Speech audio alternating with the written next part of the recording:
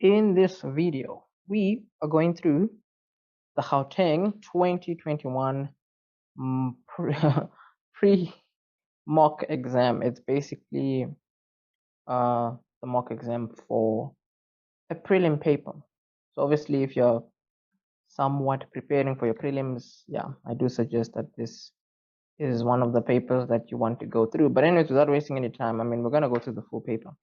So question number 1 is a straightforward question which is asking us to do the following. It says here, the following table shows what does it show? The following table shows the assignment marks in percentage of grade 11 D learners in North Gauteng High School. Oh, 11D, like the class number. And then it says here, you have intervals, right? So people that got between 0 and 20%. 4 people. Okay, between 20 and 40, you have 5. Between 40 and 69, going on and on and on. Okay, so the total is 41. They say it here for 1 mark, they want the model class. The model class will be the class that has the highest number of learners, which is between 60 and 80. So our model class is this one. So if you're going to get the mean, right, which is the second question here that we are being asked, for you to calculate the mean correctly, right, you have to be super duper careful, because this is also calculator work that you need to know to do.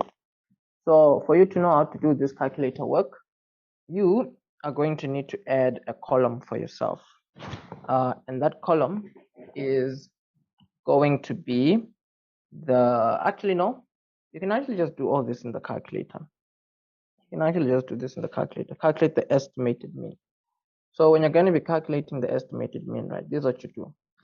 This is calculator work. So in your calculator, you are going to put in the following. So before you put in stuff in your calculator, right, you need firstly the midpoints of your intervals.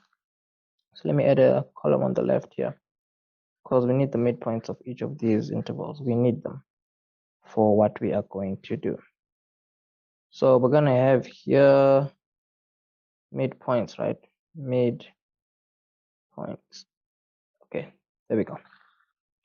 So between 0 and 20, the midpoint is like 10. Between 20 and 40, the midpoint is like 30. The midpoint here is like 50. And then the midpoint here is like, 70. The midpoint here is like 90. Now, the idea is when you're going to work out your mean, you're going to use your calculator, and you're going to use the midpoint column, and you're going to use this column here. You're going to use this column, and you're going to use this column in your calculator. And this is how you do it. In your calculator, you first need to press Shift, and then after pressing Shift, you need to press, actually no, you just have to press Shift and then Mode, Shift, Mode, right? Shift, you press Mode. After pressing Mode, you have to scroll down. After scrolling down, you have to press the third one, which says Stat. After pressing Stat, you have to press Frequency on. Frequency, you're gonna switch it on. There we go. So once you've done this, you're gonna press the on button. Right, fine. There we go. Frequency is on. Oh yeah, you did make it go on. So the moment you press 1, it's gonna go to your refreshed screen now. So what you do from there is you press Mode again. You're going to press Mode, and then you're gonna press Stat. You see, after choosing Stat, you're going to choose what you may call var. There we go. And then after doing that, you're gonna have 2 columns, one for X, one for frequency. So you're gonna have X here, frequency here. And then you're just gonna, what are you gonna do? Yeah, you're just gonna do that. And then here in your X, right, you're going to put these midpoints, 10, 30, 50, 70, 90. 10, 30, going on and on and on. Frequency, you're going to put these numbers here, 4, 5, 9, going on and on and on. 4, 5, 9, going on and on and on. So I'm actually just do it for the vibes, 10, 30, 50, 70, 90, right? And then what you're going to do is you go up to the top again, you go to the other column, you're going to put the 4, 5, 9, 13, and then 10.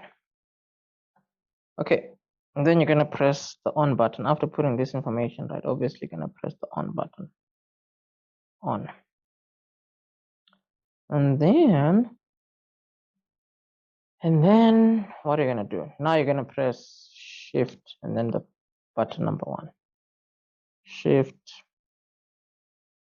and then button number 1, which is that on top there. Shift and then button number 1, right? And then you're going to press var. Going to press var over there. And then after pressing var in your calculator, you're going to press option number 2, which is going to give you the mean. And then you press equal to, is going to give you 59.76. And that is how we do it. This is how we do it. So the thing is, right, maybe thinking to yourself, okay, fine, but this is a 3-mark question, right? So how would they know that you did the correct thing? So fortunately, you want to keep in mind that when you're going to be working this out, right, definitely you can put in the midpoints column.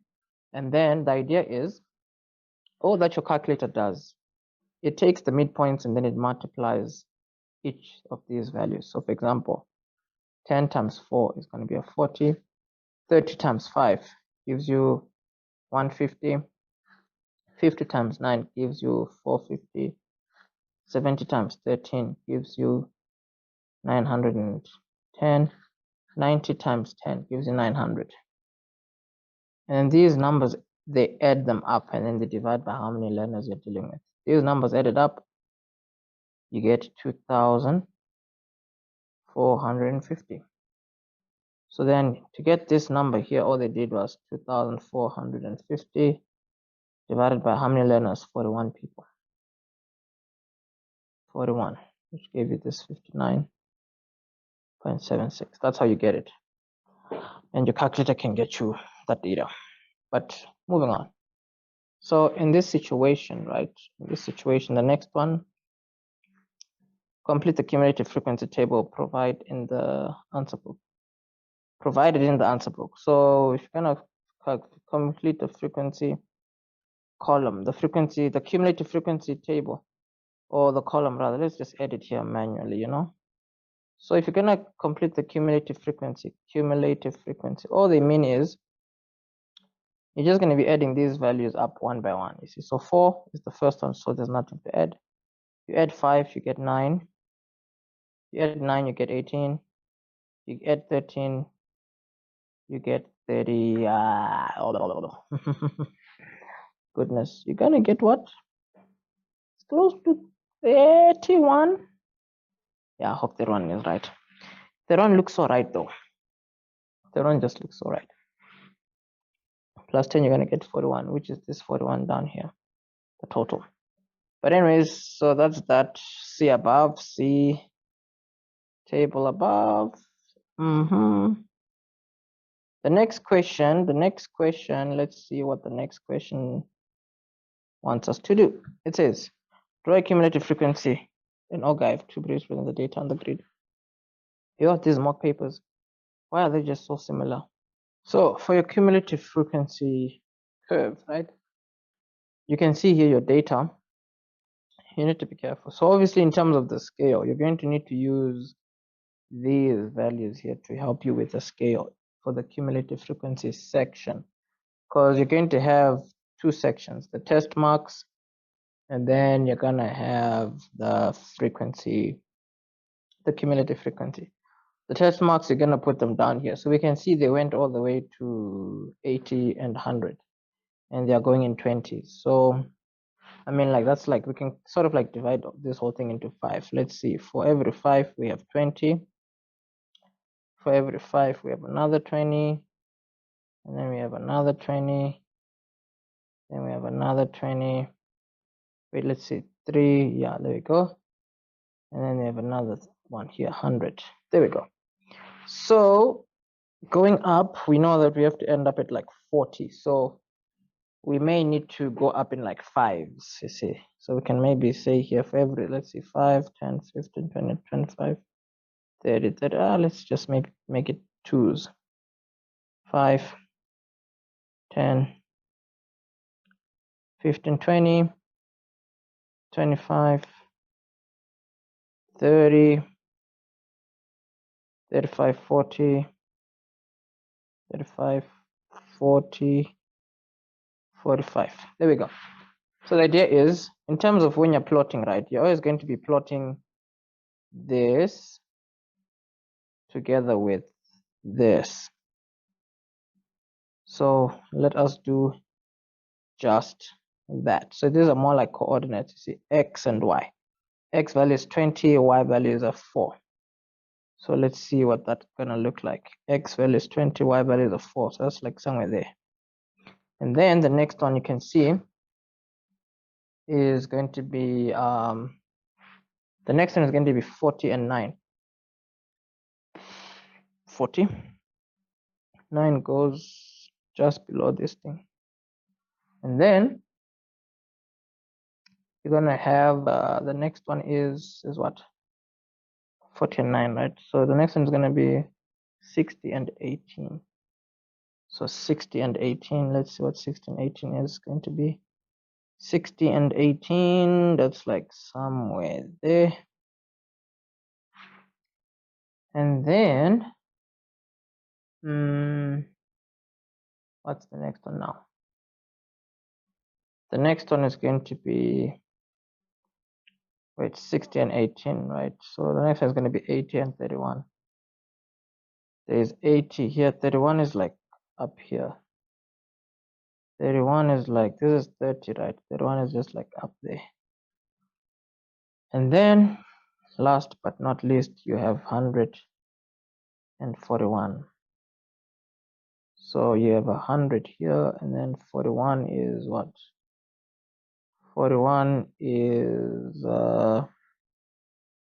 41 is like somewhere up here, just here. So this, your ogive, right? You want to make sure that it is somewhat grounded. So when I say you want to make sure it's grounded, I mean you can just make sure that it follows like a curve. So let's see, in terms of the curve it's going to follow, right? You can see it's like going down here like that, you see. So you want to make it just follow that trend, you see. So it looks like it's just going to go down like that. So yeah, this is your ogive.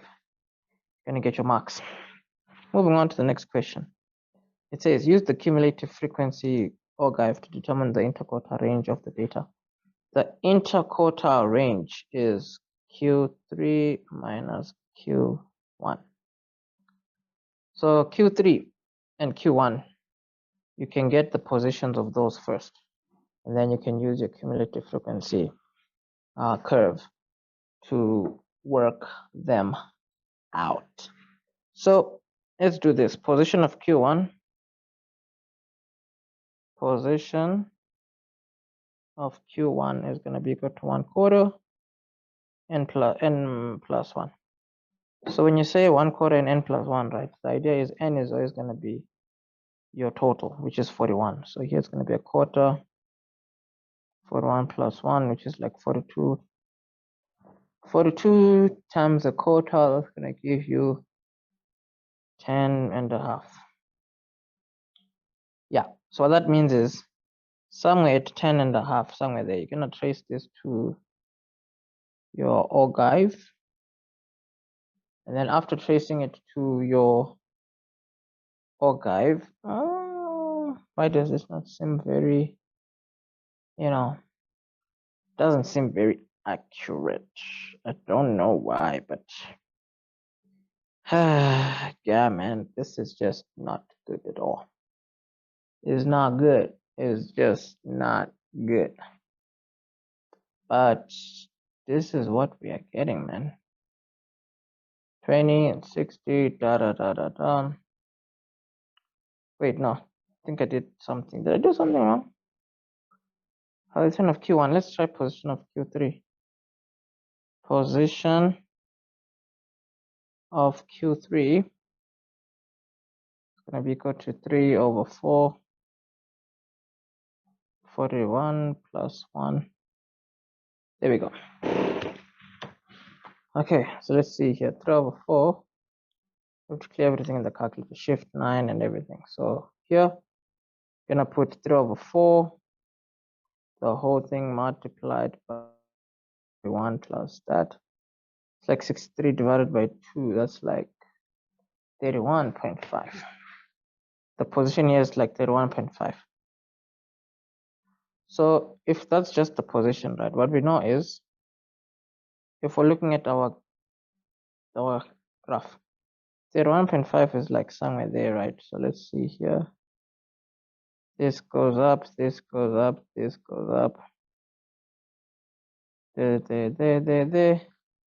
And then if you bring it down, well, I mean, like, seems like it is just below 80 and stuff. So yeah, this is kind of what? I don't know. It's kind of awkward because it just looks a bit weird. But what we're getting is what we're getting, you know? Like, honestly, what we're getting is what we're getting. Because what are they asking for here? They ask for the interquarter range. We use the cumulative frequency curve to determine the interquarter range of the data. The interquarter range of the data. Yeah. So here we're gonna get our Q. We got Q. This is, if you're gonna estimate this, remember in the middle here would be like 50. So in the middle there would be like 45. This is like 43 almost.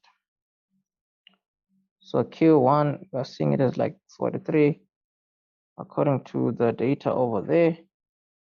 And then Q3 seems to be like just before 8, which is like 79. So your interquarter range, therefore interquarter range, then we go to 79 minus 43. 79 minus 43. 79 minus 43, that's like 36, roughly 36. So this is like 36. There you go. That's your interquarter range. So we're going to move on to question number 2. Question number 2. This question paper, it's a mock-up prelim paper, right? And it's exactly the same like the almost very much similar to the Limpopo mock-up prelim that I did like a few days ago. But anyways, before I carry on blabbing, right? The statistics course, the full statistics course can be found on our course website. The link to that is in the description. It's basically going to allow you to like go through the entire statistics topic in like a space of about 3 hours or so, if not less. So the idea here is for question 2 says the mathematics teacher wants to create a model by which she can predict a learner's mark. And then it says here she decided to use her 2020 results to create the model. Prelims, finals. So it looks like between prelims and finals, the marks kind of go higher, as it actually does. Then it says determine the equation of the least squares regression line. So this is always a very, very, very, very common question. In your calculator, you're going to press mode. And then you're going to press stat, which is the second one. Stat. After pressing stat, you're going to press number 2 again. A plus bx. After pressing a plus bx, you're going to have what you may call two columns, one here, one there. So this is x, and then there's the frequency. Okay, and then we are going to put no. It's x and y, bro. Come on now. Come on, maybe. Nah, fam. Come on. So x and y, right? So the idea is you're gonna put your x values in this column, your y values in this column. So it's like 55, 35, going on and on and on. And then 57, 50, going on and on and on. So in the calculator, all the data is inside, right? So once you have all the data in your calculator, this is what you are going to do. You're going to press the on button. After pressing the on button, you're going to press shift, and then you're going to press the number 1 button. This is if you're using the Casio calculator. See, shift 1, and then obviously you're going to press reg for least squares regression line. Reg. After pressing reg, you're going to press the mean. The mean is like no, we need A and B. So you're going to choose A, right? If you choose A in your calculator, the answer that you're getting there is the following. You're going to be getting there 12.01. If you repeat the whole process, you're getting the B is equal to 0.88. So your equation, you're going to say here, the equation of least squares regression line, it's y is equal to A plus bx. That's the standard form. But then once you have this A and B, right, you're going to say y is equal to A plus bx. There you go. Anyways, for 2.2, it says the following here. It says use the equation of the regression line to predict the final exam mark for a learner who attained 46% in the preparation exam. So in this situation, right, if you're gonna predict what a person is gonna get in the finals, you see that's why they've given you x. So in our equation where x is, we're gonna put the mark that they gave us there, and then whatever y value we get, that's the final mark. So this is 0.88. X is like 46%, right? Okay, let's do what we gotta do. 12.01 plus 0.088. No, it's 0.88. And then multiply by 46. This is giving us 52 point something. 52.45. 0.49. Well, the one thing is obviously these look like they have rounded off to the what you call. Looks like they've in the questions here, right? These are all whole numbers. So here, if we're gonna have a whole number, we're likely to round off using the 4. So this is going to be 52%. Moving on, it says, could you use the equation to estimate the preparation mark for a learner who attained 76 in the final exam? Give a reason for your answer. So let's see. In the finals, right, people are getting different marks. And the question asked, are we able to predict the mark if someone got 76 in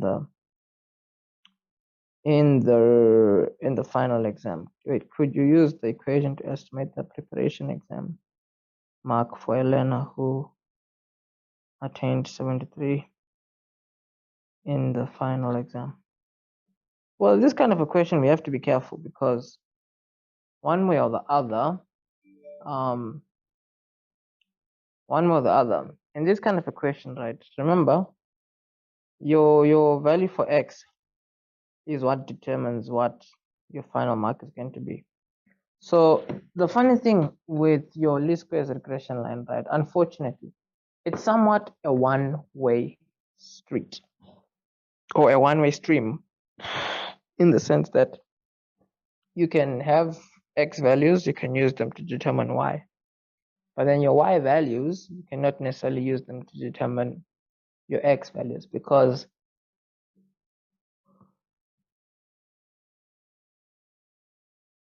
the x values produce the y value. So in this case, you're simply going to say here no, because the x values, wait a minute, because the x values which are the preparation exam mark, which are the preparation exam marks, you see, these preparation exam marks produce the final exam mark. Final exam mark. There we go. Now, the big idea here is the reason why the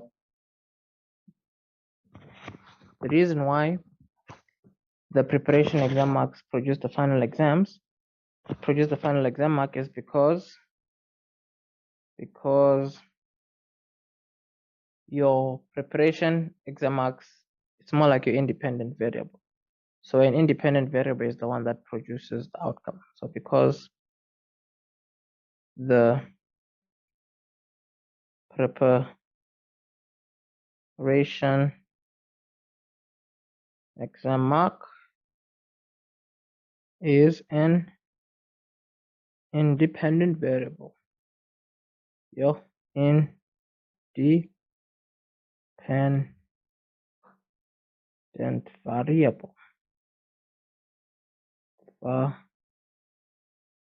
variable. Okay. So 2.4 says the following for 4 marks. Show that the point this lies on the regression line. Okay. So this point is basically the mean for the x values, the mean for the y values.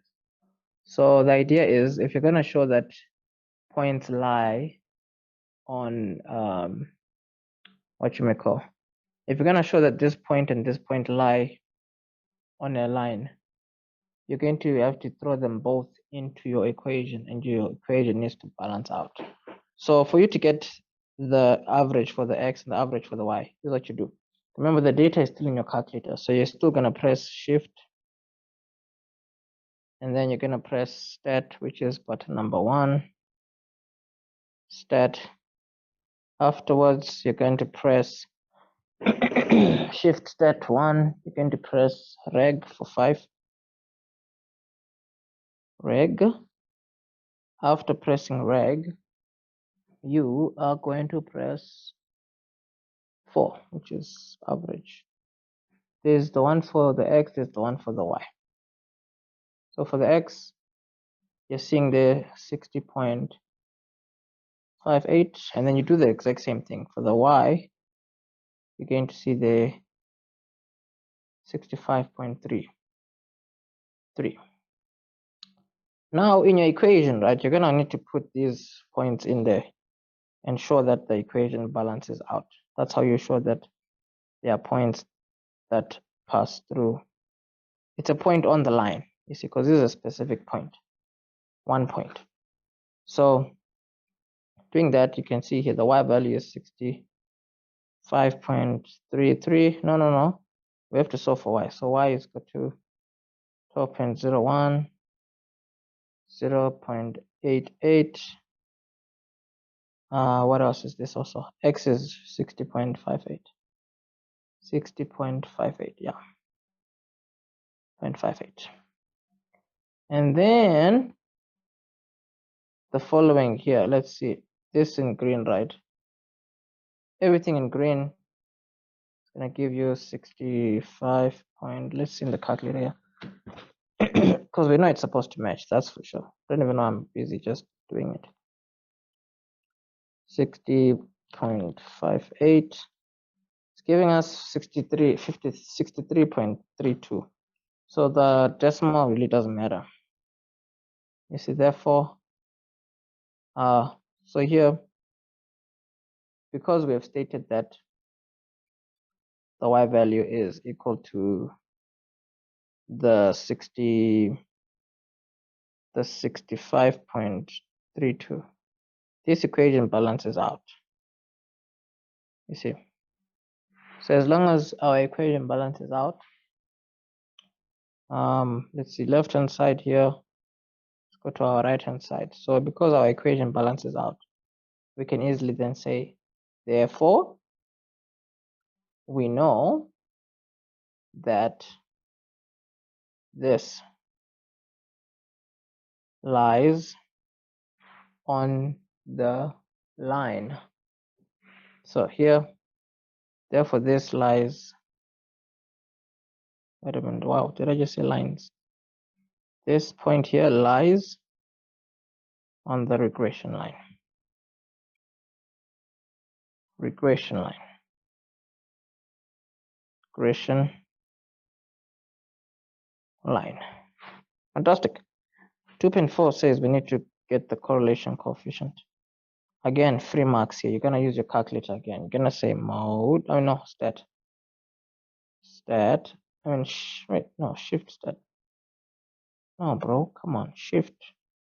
Yeah, shift.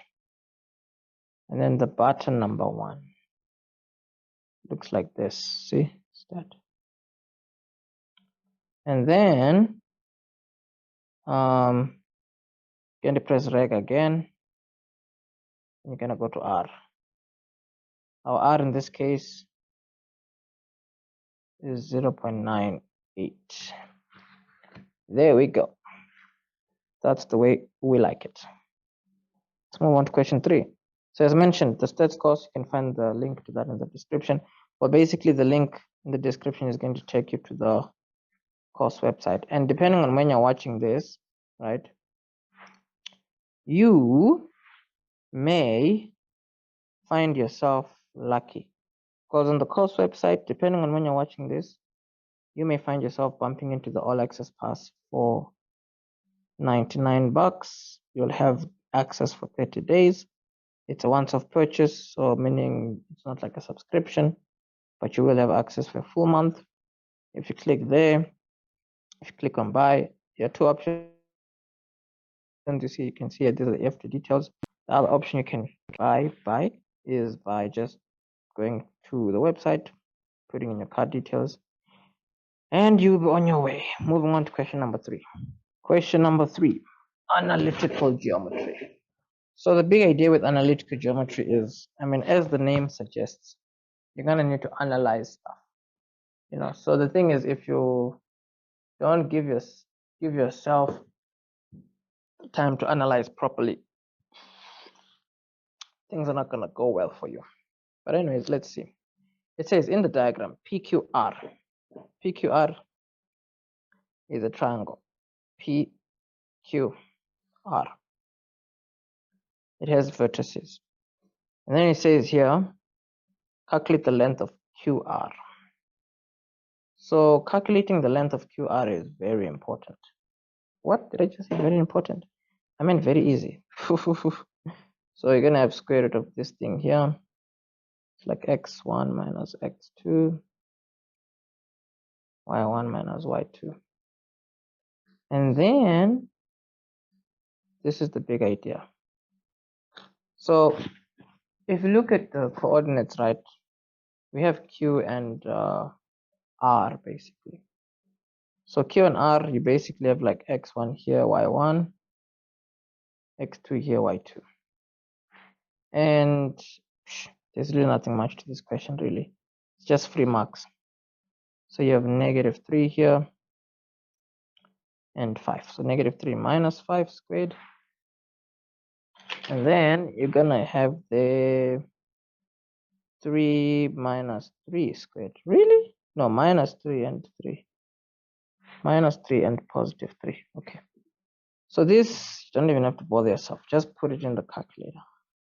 The whole thing. But it's fine. Let's just go a step further, because why not? Minus 8 squared. Minus 6 squared.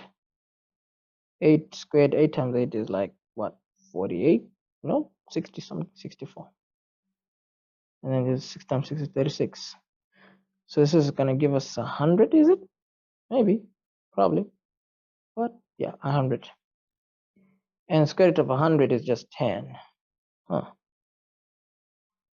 Moving on. So the analytical geometry course, the full analytical geometry course, you can find that on the course website. The link to that is in the description. Because, for example, I just actually wanted to show you this deal. Because I don't know if, but I just showed you now. I don't know. I'm back here. If you're lucky, if you hop onto the website, you might bump into this, because this is more like a metaphor to say it can end at any time. Anyways, they say we should get the midpoint of QR. Well, getting the midpoint of QR, we may just find it at the X is there, but who knows? So with Q, we were given a certain coordinate, R we're given a certain coordinate. So let's see, Q here is -3, -3, 5 and 3. -3, -3, 5 and 3. X1, Y1, X2, Y2. The midpoint is like 3 minus -3, 5 minus -3. And then this is like 3 plus 3, which is like a 6. 5 plus 3, which is like a 8. Simplifying, it's like 3/4. That's the gradient of LR. Probably gonna need it for something. But anyways, let's see. Determine the equation of the line passing through P and M. Wait, did I just work out gradient when I needed the midpoint? Bro, come on. And I did this the other day also. Hey, that's weird. X1 plus X2, right, is what gives us the X value of the midpoint. Y1 plus Y2 is what gives us the Y value of the midpoint. So since we have Q here and R, you can just say -3 plus 5. -3 plus 5/2. That's like what? -3 plus 5. That's like 2/2, which is a 1. Kind of promising. And then here, -3 plus 3. Oh, yeah, as predicted. This is going to be at the origin. I mean, at the it's going to be passing the x-axis where the x values are 1, the y values are 0, which is somewhere over there. That's the midpoint. Now, this we may need it in the future. I can already foresee it. This question, again, it looks so familiar. These papers, it feels like they're just recycling and recycling. For some odd reason, these papers feel so familiar. Determine the equation of the line passing through PM. Where's PM? PM. So we need the equation of this line. Okay, that's an interesting line. There we go. So there we go. Area.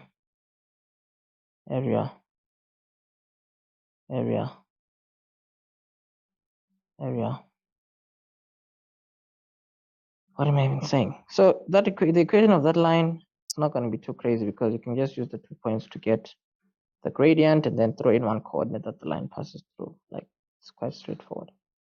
Gradient of PM is going to be equal to y2 minus y1, x2 minus x1.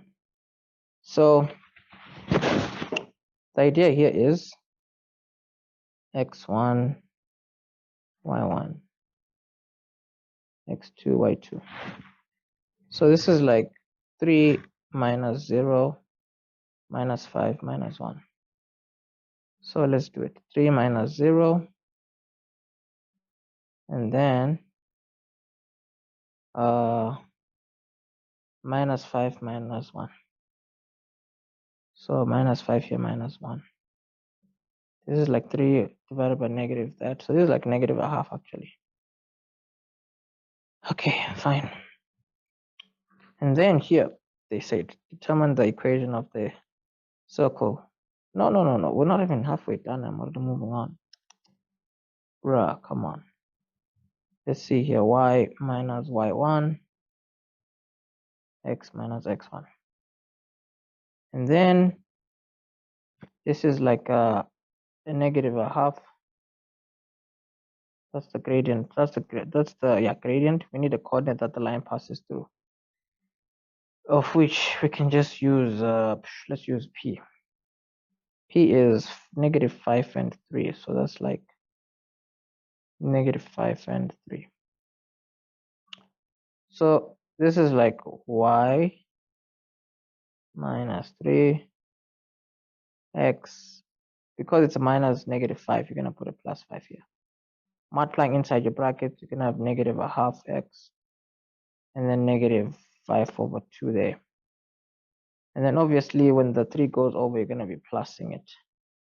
This is gonna give you negative a half x, negative 5 over 2. If we're going to plus that 3, let us see what it gives us, because this is like negative 2.5. So if you plus 3, that's going to give you a half. We love to see it. We love to see it. So let's keep moving. The next one says determine the equation of the circle which has diameter QR. So if the circle has the diameter QR, right, this is the center. So 1 and 0 is the center. That's your A and your B value. Because if this is the diameter, like we know that this is equal to this, right? So that's the radius. The radius, you can just work out the distance between M and R, or you can just get QR and cut it in half, which we have here. You see. So anyways, let's see. Equation of the circle, right? Remember, it's just x minus a squared, y minus b squared, and equal to r squared. And then, let me see. The next thing is the following.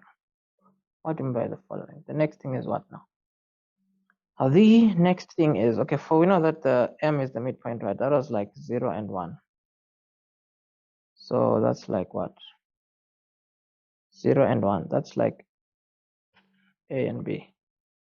And then radius, we know it's radius is half of 10. So the equation, remember you always put the opposite, but for x, I mean like 0 is 0, you see. B, that's like minus 1. R, that's like what? Radius, right? The radius is like 5. Yeah. So all this being said, we're done technically. The next question says, does the point P lie inside or outside the circle in this equation? Motivate your answer. So I mean, like the one way or the other, it's all about measuring the distance from the center, because the distance from the center, right, is 5. So if from P to M it's more than 5, then it's outside. If it's less than 5, then it's inside. If it's equal to 5, then it's on the circle. So let's measure the distance PM. So the distance of PM, right, you're gonna have square root. Remember, P is minus 5 and 3. M is it 0 and 1? No, 1 and 0. So this is like x1, y1, x2, y2. So the distance here is going to be like minus 5 minus 1 squared, 3 minus 0. Now, all this being said, right, let's see what we need. Negative 5 minus 1, that's like negative 6 squared. 3 squared, that's like what, 9. 6 squared, that's like 36. And then it's like 44. No, bro, it's like 45. Square root of 45 is what PM is. Of which square root of 45 is, what is square root of 45 in the calculator? Square root of 45. So it's obviously an interesting number to get because, I mean, like square root of 45, you know, what can you say? Square root of 45 is the number 6 point something something. So you see, so square root of 45, right, is bigger than the radius, which is 5. Therefore, P is outside the circle. You see, it's all about the radius. 3.6 says the following. Determine the coordinates of S if PQRS is a parallelogram with S in the first quadrant. If S is in the first quadrant, it means that S is like, let's see, somewhere here. Yeah, this is where S is, somewhere over there. And then for you to get that point, right, you need to just know, how many marks is this question? It's actually, you can just use logic for this one, because remember, these points here, these are parallel, these here, right? And you also have to remember that these are parallel also, these here. So what you can actually just do is, remember, comparing the x value of Q and the x value of R, that distance is the same as the x value of P and the x value of S. So for example, from -3 to +5, that's like 8 units difference. So from -3, if you move 8 units to the right, you're going to end up at like +3. And then when you compare the y value here, the y value of 3, the y value of -3, it means from here to go to -3, it's 6 units downwards. So meaning from here to go to there in terms of y, it's going to be 6 units upwards, which is going to give you a 9. You see? So if you want it written out as like some calculation of some sort, you can just even do it like that. You see, your value of S, right, the x value, all you did was, you know that you take -5 and then you add 8 going to the right, just because here from -3 to 5 you also add what you may call 8. So you see, -5 plus 8, and then the y value, we know that from this y value of 3 you have to add 6 going upwards, because from here this y value of -3 you have to go 6 upwards to get a 3. So we're gonna put a 6 there. So it's like negative what did we get again? We're starting at +3, so 6 upwards is like a 9. So let's see here, 3 plus 6, and then here, therefore, S is equal to -5 plus 8. -5 plus 8 is what now? -5 plus 8 is 3, and then 9. There we go.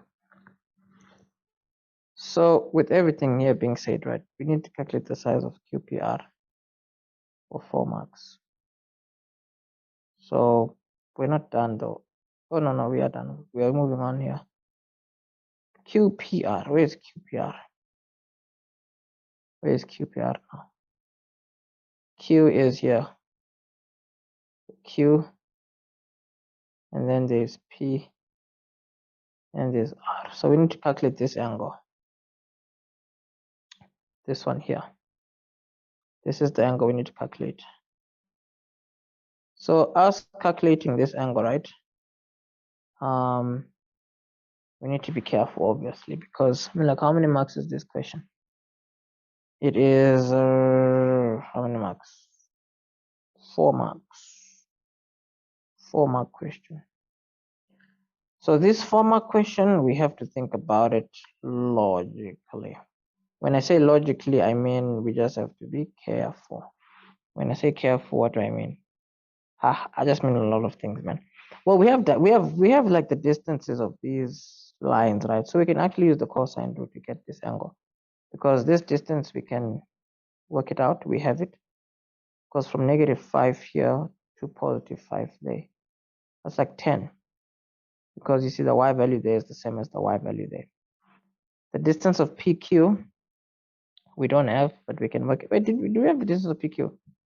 I feel like we have the distance of PQ. Somehow I just feel like it. But if we don't have it, doesn't matter. We can easily get it using the distance formula. The distance of QR, we have it. We got it to be a 10 also.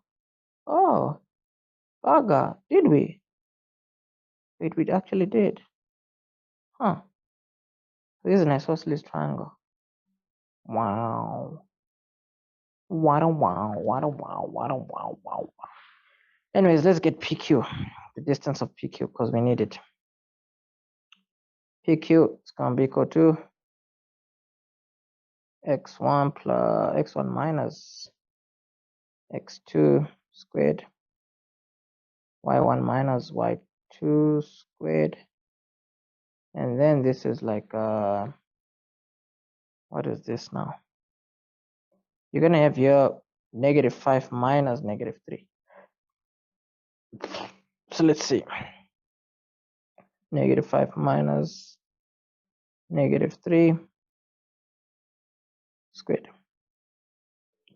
And then the other one you're gonna have there 3 minus -3. So it's like 3 minus -3. And then all this in the calculator. Let's see what it's got, but let's just, yeah, I guess putting it all in the calculator just saves time, you know. So in the calculator, let's see what we're getting here. We're getting -5 plus 3 squared, and then plus 3 minus -3 squared. And then what do we have? Square root of 10. No, 2 square root of 10 actually. That's the way we like it. So let's put this thing here, 2 square root of 10, right? It's the final answer. Interesting answer actually. But at the same time, I'm thinking, this feels like overkill. But it seems like it's getting us the answer. So, I mean, there are many ways to do this question. So let's just say this is what you thought of first and you're just running with it. So with all these points, right, 2 square root of 10 here, for you to get QPR, right, you can use the cosine rule, because the cosine rule basically needs you to have all 3 sides for you to get an angle. So the cosine rule, if you're gonna get an angle, you can say the angle. In our case here, the angle we are dealing with is what? QPR, Queens Park Rangers. QPR, right? It's gonna be equal to A squared minus B squared minus C squared, the whole thing over minus 2BC, and the whole thing you put it under a. Is it a square root symbol? No, bro. It's not a square root symbol. It's a shift cos item, because all that would have happened here is you would have isolated your angle in your cosine rule. So here these 3 will be the 3 lengths of your triangle, and the idea is, right, when you're going to be working out an angle, these 2 sides here, the side over here, let me just make it maybe in red, the side over here and the side over there, these 2 sides, they're the ones that are on the sides of this angle, right? So what you need to do is the following. They're the ones that are going to be at the bottom, and then at the top it's all the 3 dimensions that you have. So here you have cos, shift cos, right? All the dimensions that you have. Remember, the A squared will always be the side opposite the angle that you have. So the A squared is our 10, it's going to be 10 squared, and the other 2 are these 2 sides there. So let's do it. It's gonna be 10 squared. You know, do this 10 squared minus another 10 squared minus 2 square root of 10.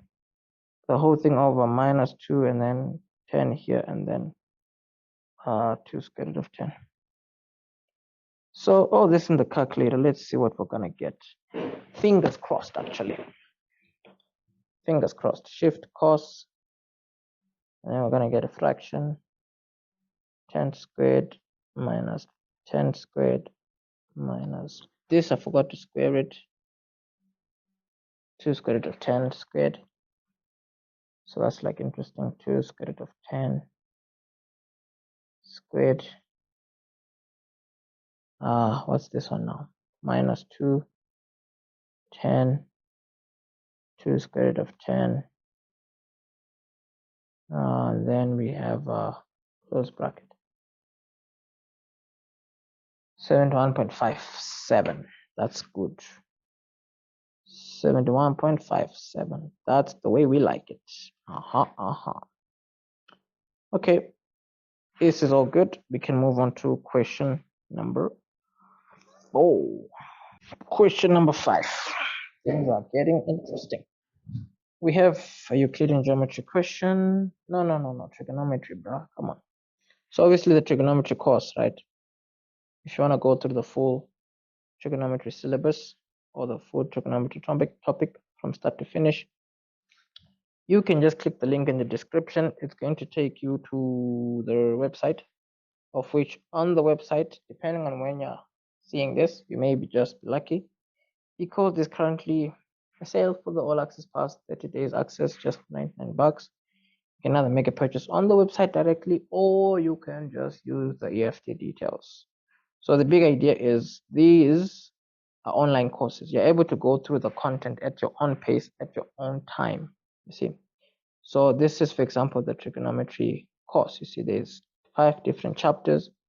You have multiple lessons, and all the lessons are properly detailed, giving an idea of what you need to know for each of these maths topics. But anyways, carrying on with this question. It says here, simplify the following without the use of a calculator. You see, oh, no, come on, my guy. No, this is actually one of the chapters. You see here, we need to draw a diagram, right? Now, this falls under chapter number, if I'm not mistaken, chapter 3. If you look at the title of chapter 3, it says solving trig expressions using diagrams and sketches. That's chapter 3. That's what this is telling us. Like, that's what this question is actually asking. So this question says, cos 25 is equal to square root of 1 minus k squared. So it's fine. We can just draw a right angle triangle here. Right angle triangle. Cos 25 is adjacent over hypotenuse. So the idea is, because there's nothing down here, you can put it over 1. Then you can put this as your hypotenuse. The other thing you always need to try and do is to get all the angles of your triangle and get all the sides. So the angles is easy because here, you know, it's going to be 90 minus 25. The angle here, you can see it is just going to be 65. Yeah. And then the value here, you can just label it what? Y. But if you're going to solve for y, you can use Pythagoras, because 1 squared, which is the hypotenuse, is going to be equal to y squared plus square root of 1 minus k squared. And then you square it here. And then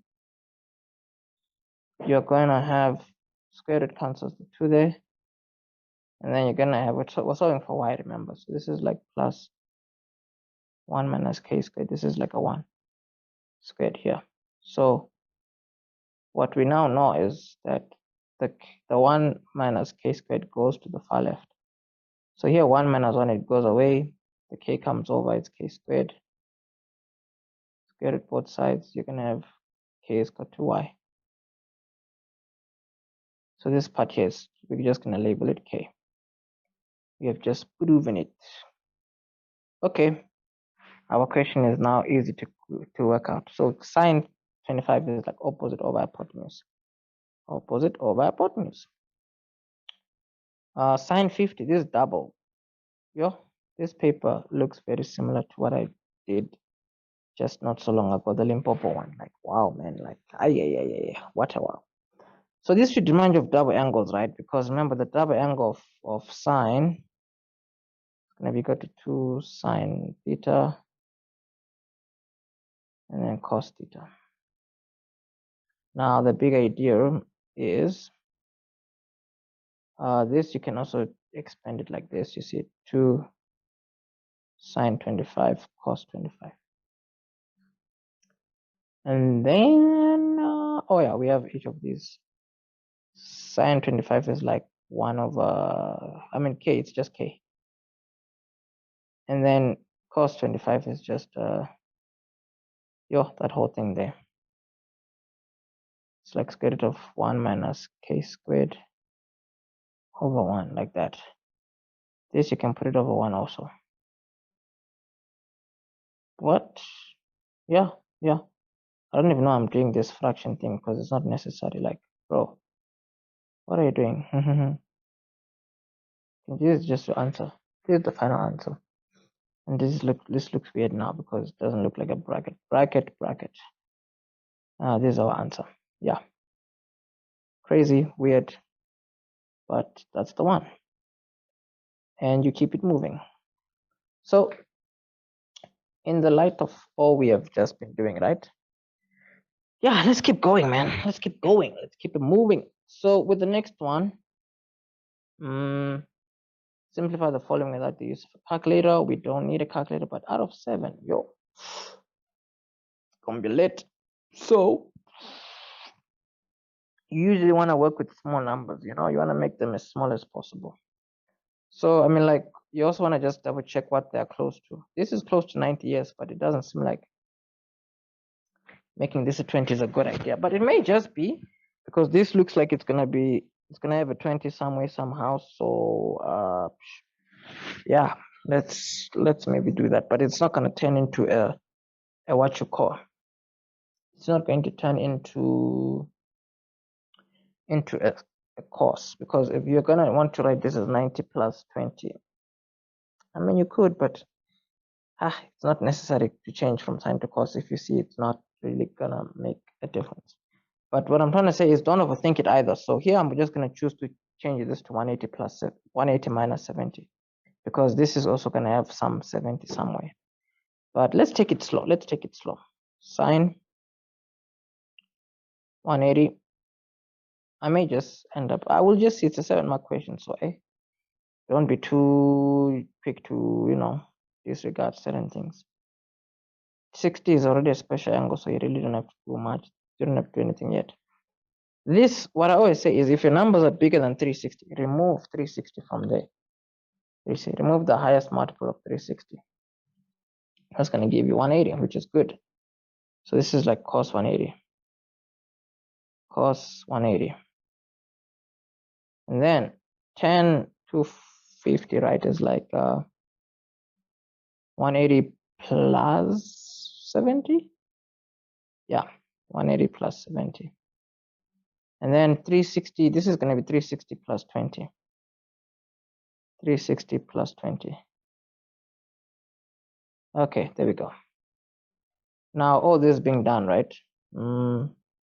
180 minus, so you can just use the cast diagram actually. CAST. So 180 minus is in this quadrant, where sine is a positive, so it's going to be sine 70. And then this 1060. We might as well change to numbers already. No, not yet. I like to just change the numbers usually at the end. So let's just leave this as cos 180 for now. 180 plus is in this quadrant where 10 is a positive, so we can put 1070 there. And then here 360 plus 20, that's like 360 degrees plus, that's a positive, so sine 20 over here. We may end up getting 20 somewhere somehow. Well, this is a 7-mark question, so best believe we're not going to stop anytime soon. We have to keep going. So now I think we can deal with numbers now. Or not yet, the 70s and the 20s. Let's see what we can do there. So it seems like this, we cannot avoid the whole 10. Actually, no, we could just change. Because what? Because look, this is going to be interesting. Sine 70, right? Times 1060. The big idea is, firstly, I mean, let's deal with cos 180. Cos 180, right? If you have a cos graph, it looks like this. What you know is that at cos 180, this is going to be a -1. But no, let's just leave it for now. We're not yet changing stuff to numbers. What I want to do is, I want to write out, okay, let me not rush. Let me take my time because I want to show you something. Let me show you something. Yeah, why did I just think of that? Okay, so this sine 20, right? You can change it to sine 90 minus 70. So if we change it to 90 minus 70, you can then eventually change this to like a cos, you see? Because if you look nicely here, 90 minus 70, so it's like 90 minus 70, you're back in the first quadrant where everything is a positive. So, yeah, sine 70 here. Don't mind me writing too many steps. I'm just trying to not leave anything out. So this thing here, we know it's going to tend to cos 70. I want to write it here deliberately because there's something I just want to show you in the next step. Because, yeah, this question is nearly done. So fortunately here, what you want to recognize is that the sine 70 and the cos 70 here, this becomes a tan 70. But you can write it at the numerator. Tan 70, tan 60, cos 180, tan 70. So that now this cancels this. Tan 60, now you can do numbers. Because remember, in your 30-60 triangle, this is what you have. 30, 60, 1, 2, square root of 3. So 1060 is like what? Opposite over adjacent. Opposite over adjacent. So this is like square root of 3. At the bottom here, this is like -1. So here, therefore, negative square root of 3 is your answer. We did is get it. It is nice.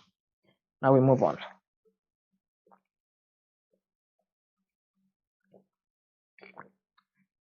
Excuse me.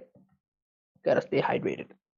So this question, the former question, but it looks like the kind you don't want to overthink at all because it looks like the difference of two squares.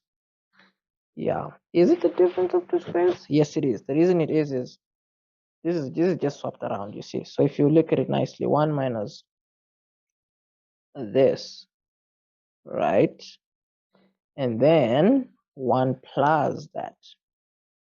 So you see here 1 plus, if you swap these around, right? 1 plus square root of 2 sine 2.5. If you do this, the idea is, you see, 1 times 1. I mean, whichever way, this is the difference of two squares. So it means 1 here with a negative. Oh, no. The difference of two squares, it means you have to square this value, right? And then you have to square this value also. And you put it in brackets with a minus in the middle. So 1 squared is just that. And then this value squared, you see, is going to be square root of 2 squared, which is a 2. And then sine 22.5 squared, which is sine 22.5 squared. That's the difference of two squares. So this is what you're dealing with. Fortunately, 1 squared is just 1, you see. So we have 1 minus 2. I don't know, I'm writing it as a separate step, but I just want to make it clear that, you know, we are supposed to just think outside the box. The main question here is still just, we are supposed to simplify the following without using a calculator. Now this should remind you of the double angle of cos, because I mean cos 2 alpha, this is equal to 1 minus 2 sine squared alpha. Now this is where we see alpha, right? We basically have the 22.5.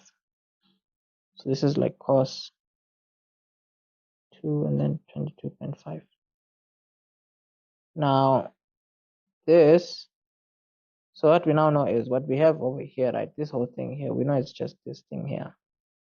And what that means is, you see, we can now just work with the, which one is easy to work with? Because we're supposed to just simplify the following without using a calculator, show all calculations. Well, it looks like what we're working on, or what we're working with, right? It's gonna go as far as cos 45, and cos 45 is equal to 1 over square root of 2. That's the way. We like it. So that is that. Let's move on. Proving this thing here for 5 marks. Okay, this is not so bad. The reason why it's not so bad is because it also seems like it has some difference of 2 squares shenanigans going on here. Because look, this is like, this has a plus in the middle, this is a minus, this is a minus, this is a plus. So yeah, where there's fire, where there's smoke, there's fire. Because yeah, it just looks like it, eh? So in this kind of a setup, I mean, for you to avoid just doing things randomly, right? I suggest you just do the basic stuff. Like, for example, these are 2 fractions, right? Or you're supposed to prove the identity. Yeah, it's fine. These are just 2 fractions. So what you can do is, because it's 2 fractions and you're subtracting, you can just get the LCD first and, you know, do a bunch of stuff. You'll see things will work out. So let's see here, LCD. The LCD, clearly it's going to be this thing times that thing. So it's going to be cos x minus sine x. And then cos x plus sine x. Now, what you can do is, you see here, this thing here, you're going to multiply by cos x minus sine x over cos x minus sine x. That's what you're going to multiply this thing by. And this thing here, you're going to multiply it by cos x plus sine x over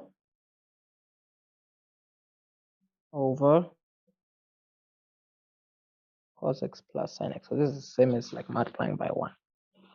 So what's going to happen is, you see the top, you have this that looks exactly like that. So they're identical, you see. So you can have cos x plus sine x. This whole thing is just squared. And then here, this times that, you're also just going to have cos x minus sine x. The whole thing is just squared. The bottom part, though, you're going to have these 2 pasted together. Fortunately, this is just the difference of 2 squares. So when you multiply them together, cos times cos is like cos squared x. I mean, it's just the difference of 2 squares, because you have this and this that look identical, this and this that look identical. In the middle, you have a plus and a minus. So this thing here is just cos squared x minus sine squared x. If you multiply out these brackets of your LCD, you'll end up with what we have just written down here. So looking at how we're supposed to turn this into something that looks like the right-hand side, it looks as though multiplying out these brackets is unavoidable. So we just have to do it. So here, cos plus sine x squared is going to be cos squared x, and then plus 2 sine x cos x, and then plus sine squared x. If you multiply out this bracket, if you multiply it by itself. And then for this one, here you have to be careful. You have to put brackets, because here you're going to have cos squared x minus 2 sine x cos x, and then plus sine x. You know, that's the way I like it. So it's like this gets smaller. What do we have? This is like minus 2 sine x cos x. And then at the end we had plus sine squared x. So what do we do now? We have the bottom part here, the bottom part over there. So this is like cos squared x, sine squared x. Yeah, we have to multiply inside the bracket. So you can see the 5 marks is coming from you're just writing out a bunch of stuff really, because hey, there's really nothing much going on here. We're just writing it out, being patient. And I think we can all just low-key see where this is always going. Things are just gonna cancel each other out. If you multiply inside, you're gonna have minus cos squared x plus 2 sine x cos x, and then minus sine squared x. Oopsie. Yeah, I'm running out of space because, yeah, you think you're clever. Let me just see. Highball. Huh? Eh? Not getting bigger. Wow, it's stuck.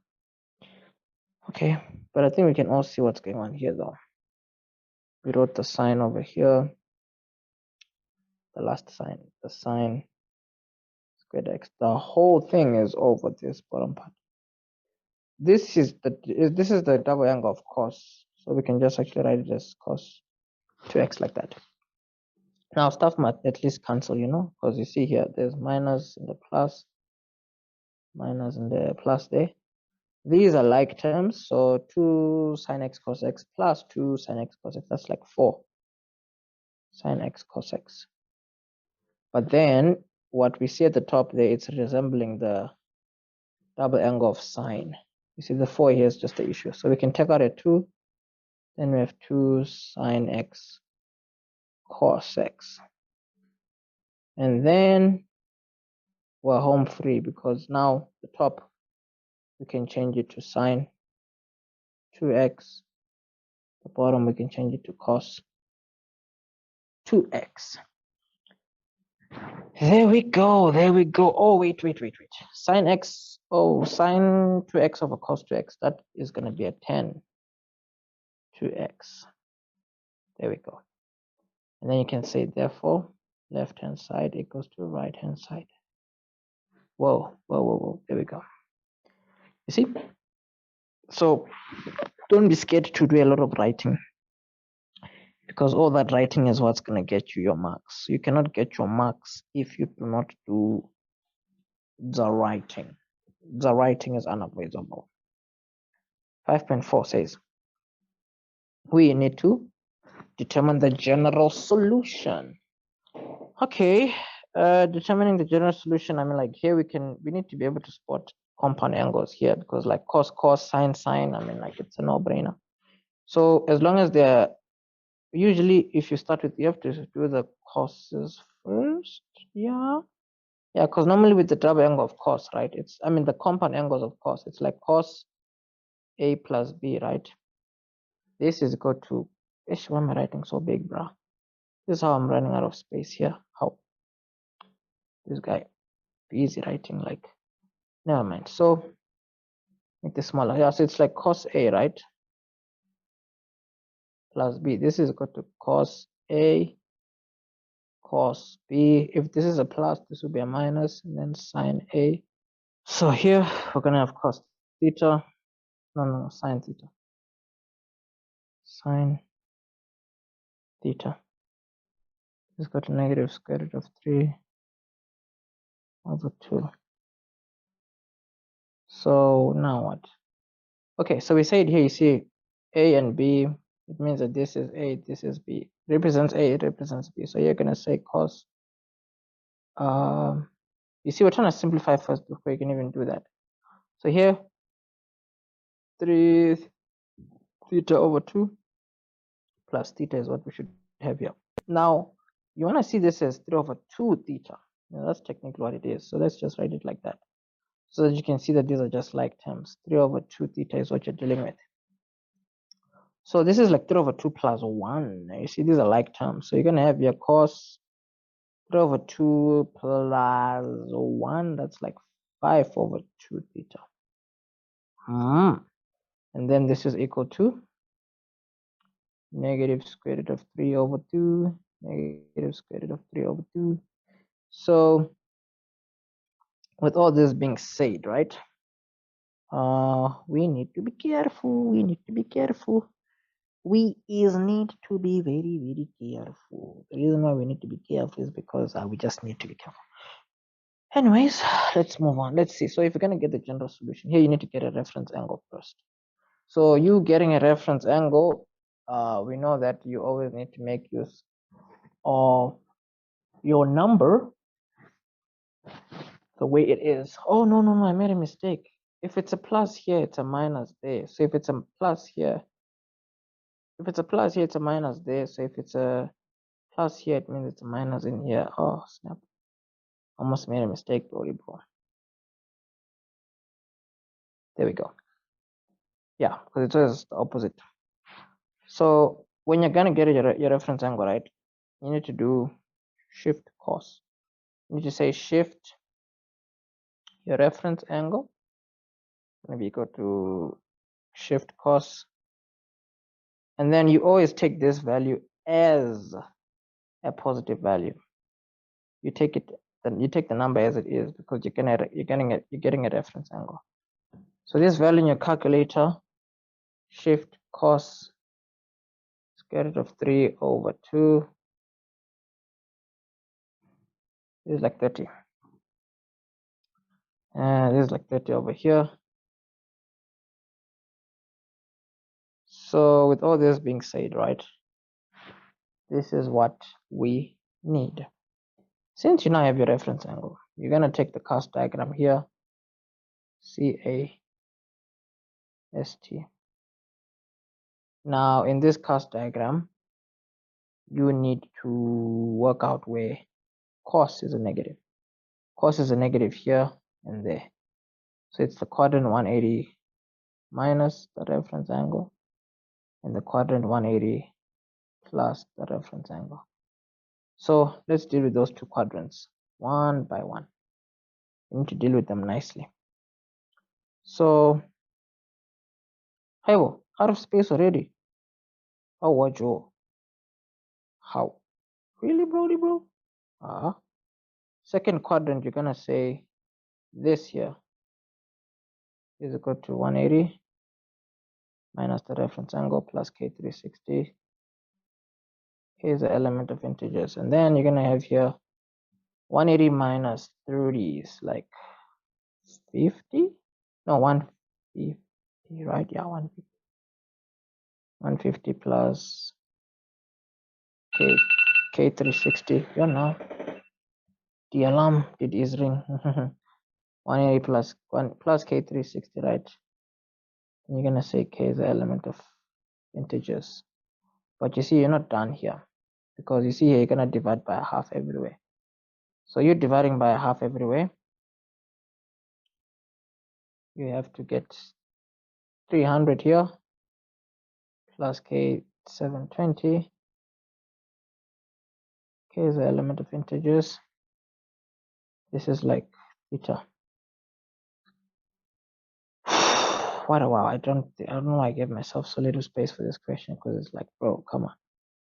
We literally have no space, bro. Come on. Hi. Let's maybe move the cast diagram. Maybe we might have a chance. The cast diagram really can just go up there or something.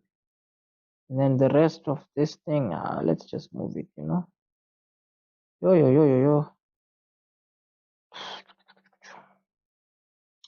Let's move this thing here. Let's move it to the far left. So that here we can work with the other quadrant, which is the 180 plus quadrant. So let's put it maybe in like a color that will stand out, like the green, yes. So on the other side of the page, you're gonna do the third quadrant. It's gonna be half theta is gonna be equal to 180 plus your reference angle plus K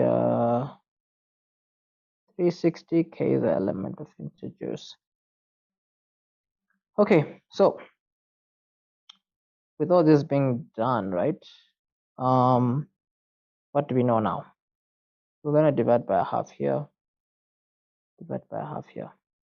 This cancels each other, which is gonna be like this cancels that.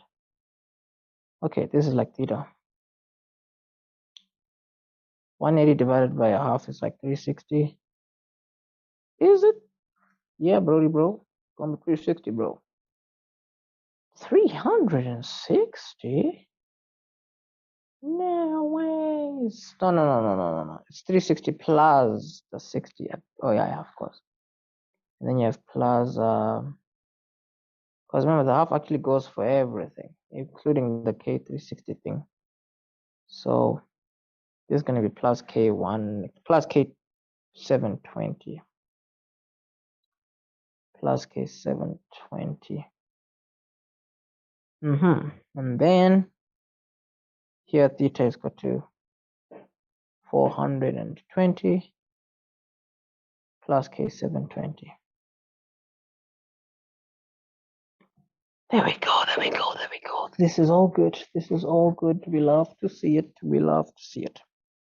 So this is what we know we should do, right? So move on to the next question.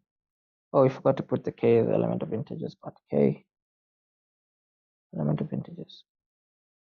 So given this expression is equal to -1, we need to write down the maximum and the minimum value of cos b. So there's a 2-mark question. Wow. Okay, so the idea is you have to think logically here, because you have to think of like two graphs. Think of like f of x is equal to sine theta, right? Oh, no. You have to say f theta is equal to sine theta, right? The sketch here, we know it's just a standard sine graph. Goes up, down, like that, between 1 and 1, between 1 and -1, 0, 360, 180. Fine. This is your graph. The other one will, let's just say g of beta. This one, if it's cos beta, right, it's just going to look like this. Gonna go up, down, and everything. So it's gonna be 1 day, -1 down here. Now the idea is this is also from 0 to 360. So if they're asking write down the maximum and the minimum value of cos b, well, the funny thing is this kind of a setup almost as the only way you're going to overcomplicate it is to think that the maximum and the minimum value of cos b has anything to do with this given expression. We might even have a 5. We don't even have a 5.2. The maximum and the minimum value of cos b has nothing to do with this. It has nothing to do with that. So we just have to think of this. You see, so max value equals 1, minimum equals -1, and there you go. And that's the way we like it.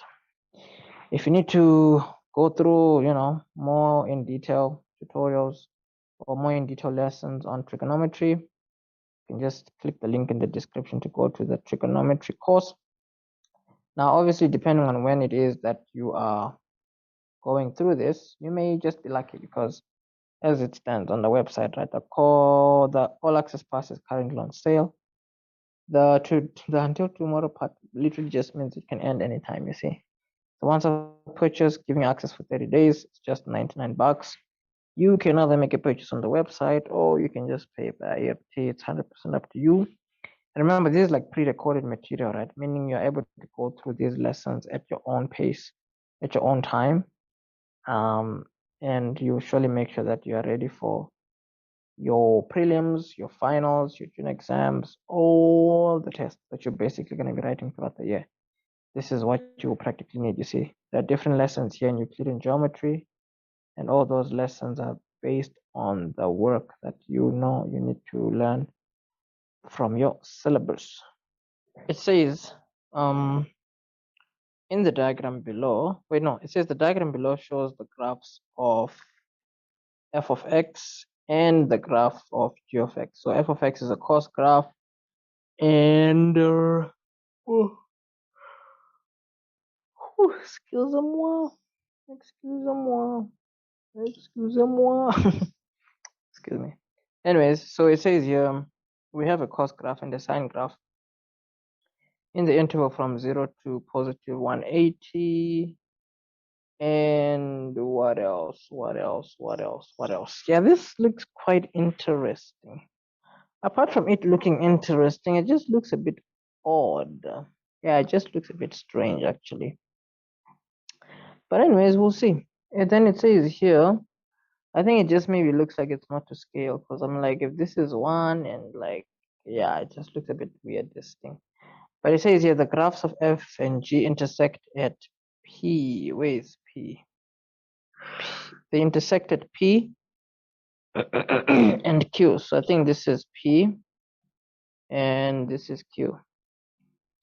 And then it says here m is 90 coordinate 2, which is like up there. It is the turning point of g. And then you have n here, right, which is 180 coordinate 1 at the end of the graph. And then it says here, yo, shouldn't be yawning so much. It says we should get A, B, C, and D for 4 marks. So you getting A, B, C, and D, it's it's all going to come from you being able to interpret your sketch. So to start off, right, firstly, let's do, so with the coarse graph, right, the idea with the coarse graph is that we can see that it's going to go all the way down to like -1, and it looks like the highest point that it goes to is +1. You see, from 1 to -1. So remember your amplitude, if you think of the equation of an amplitude, it's the maximum y value minus the minimum x value, the whole thing over 2. So the maximum y value is a 1, the minimum y value is a -1. This is going to be 2 over 2, which is a 1. And then with all this being said, right, with all this being said, you need to keep in mind the fact that the amplitude of the coarse graph is a 1. So it means that A is a 1. See, A is equal to 1.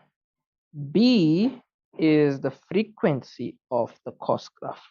Now, the frequency of the coarse graph basically tells us how many graphs in a space of 360 that you get. So, excuse me. With your coarse graph, you can see that in a space of 180, you have half a graph. So another 180 degrees, you're going to have another graph. So meaning in a space of 360, you have 2 graphs. Yo, excuse me. You seem to be yawning too much. I'm sorry. But you can actually use a formula, because B is frequency, right? Because frequency is equal to 360 divided by the period. Now the period is how long it takes to get a full graph. So in our case here, frequency is the variable B. So you're gonna have B here, frequency. Now the big idea is that what you may call your period is how long it takes to get a full graph, right? So your period here is 180. So you can see here it's like 360 divided by 180, which is just a 2.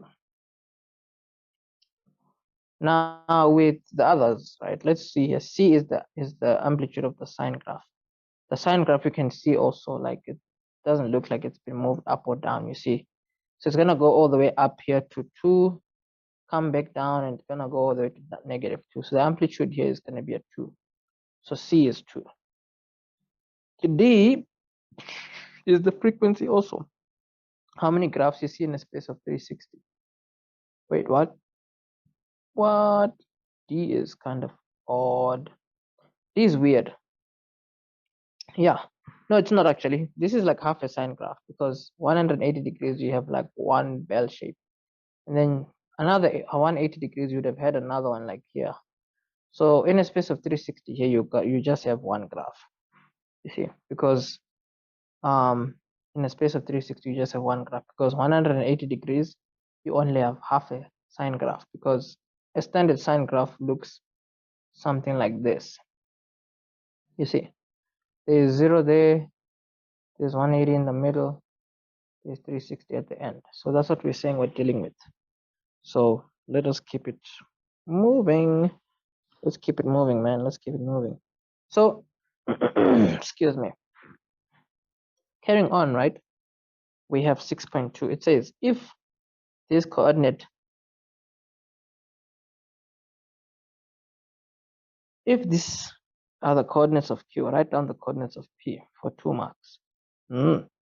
Well, these points would need to be symmetrical to a certain extent. So if this is like 158 and 0 point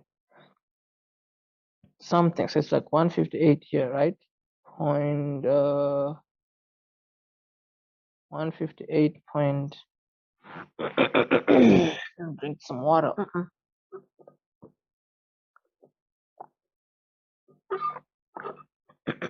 Yo. This is 158 point what? 158.56, right? That's what you get here. And then this is like 0.73. 0.73. Like that. Now the big idea is the following. Yo way. My throat. Come on, my throat. Work with me now. So what you need to keep in mind is the value of P and the value of Q, they will have the same Y value. So this is also going to be 0.73. To get the X value, we just have to be a bit creative. When I say we have to be a bit creative, what I mean is, we already have the equation of the graph, so we can just sub in the coordinate, the Y value, into the graph of any of our equations, you see. So remember, so we have here, we can say g of x is equal to 2 sine x, like that. So what we know is the Y value is 0.73, right? So this is like 2 sine x. Solving for x, we're going to divide both sides by 2. Just like divide by 2, divide by 2. And then 0.73, right? 0.73, so 0.73 divided by 2. That is like 0.365. 0.365. And then this is like sine x. And then we have to do shift sine. Shift sine 0.365 equal to x. Shift sine, and the answer, that's like 21.4. I'm getting 41.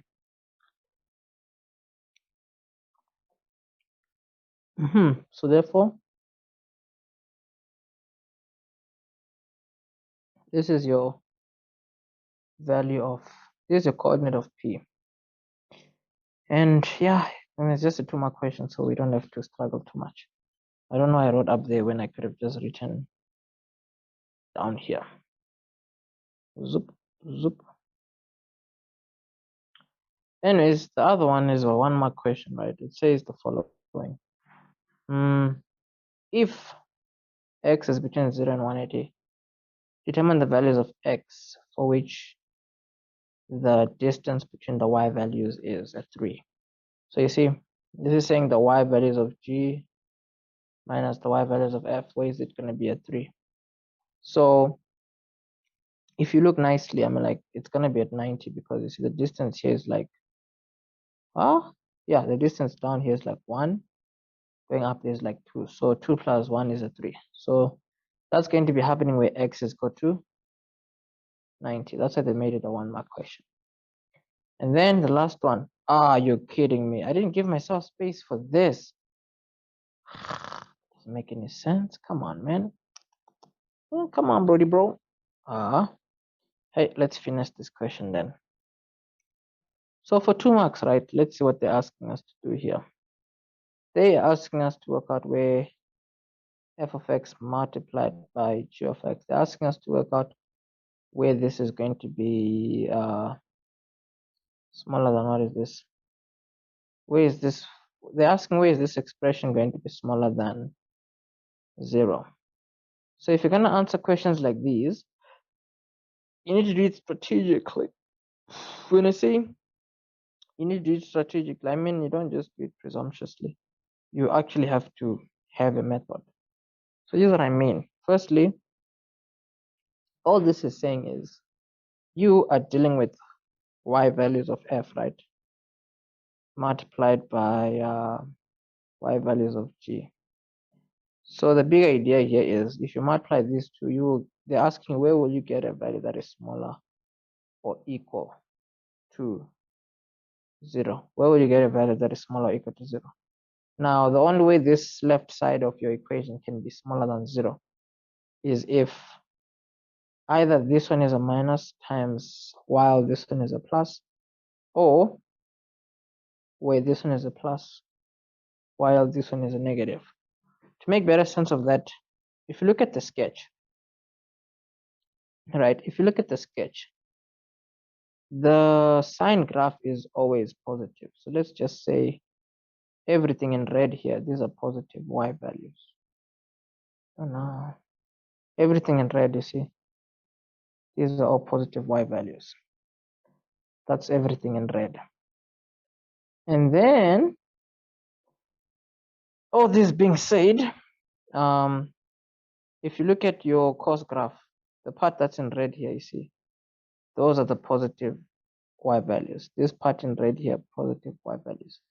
The part that I'm going to put in blue here, these are negative y values.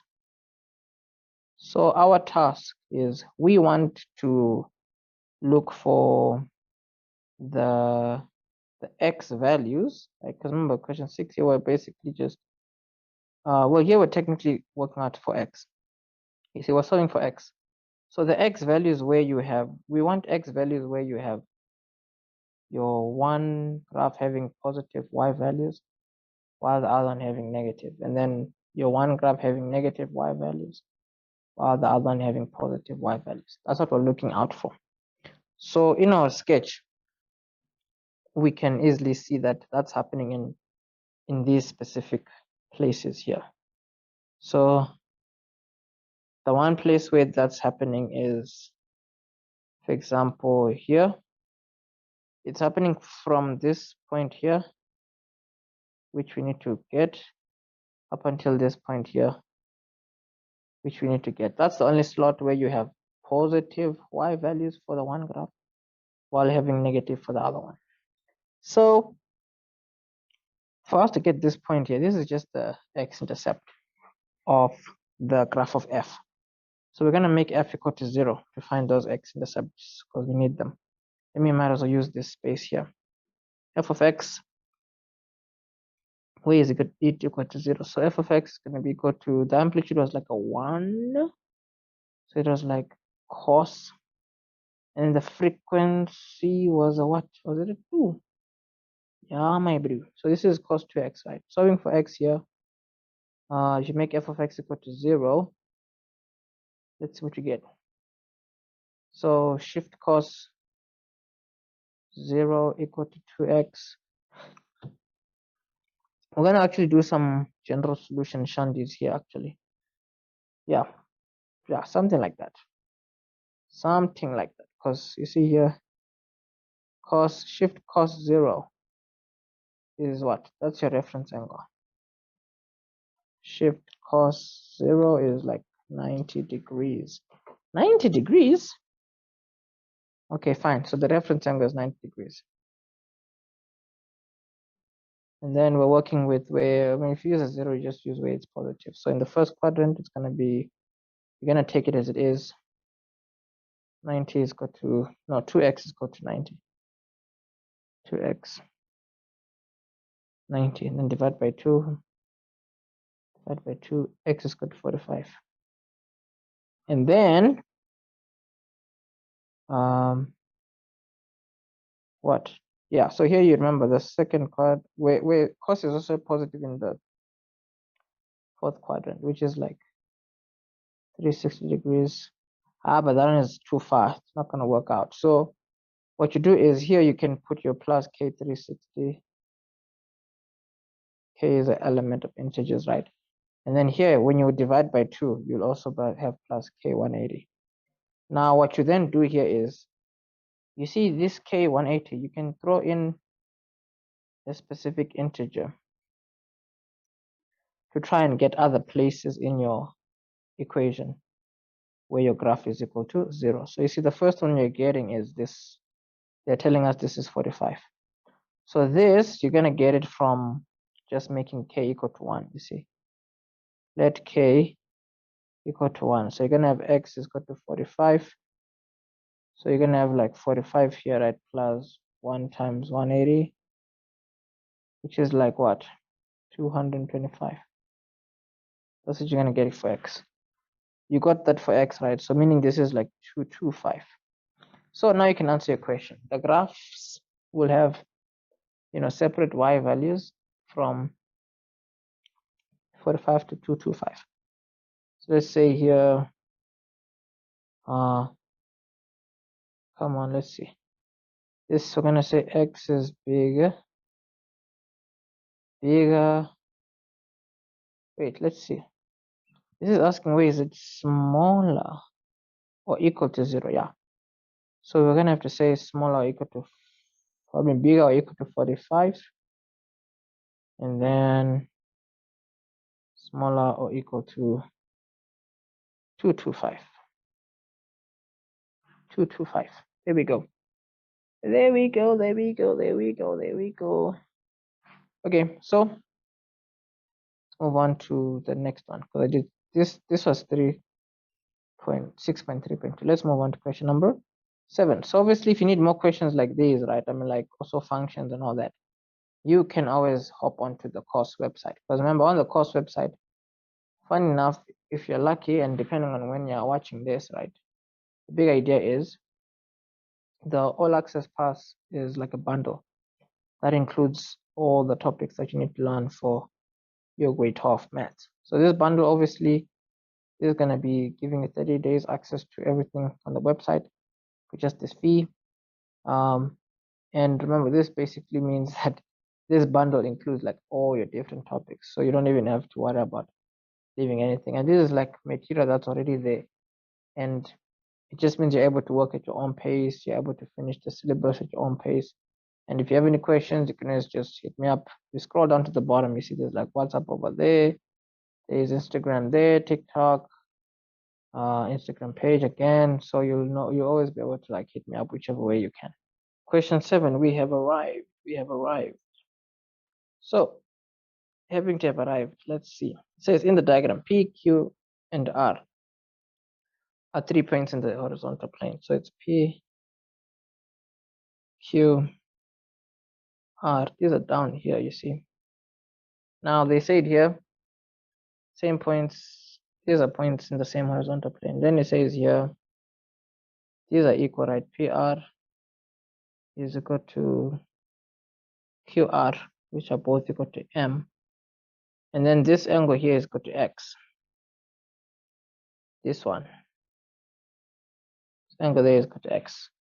And then they say there,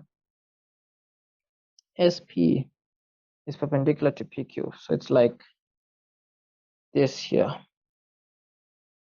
This is a 90-degree angle. Now, that being a 90-degree angle, it says the angle of elevation of S from Q is Y. So it's like this angle here.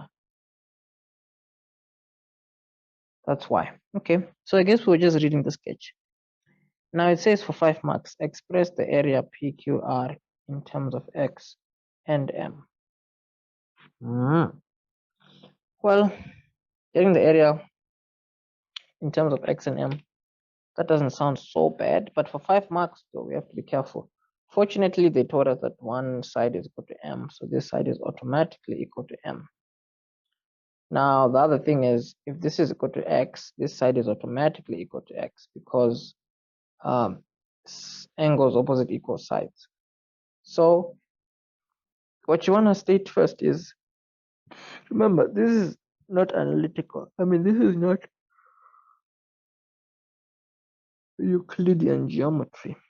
So depending on what you say, you don't necessarily need like a statement and a reason.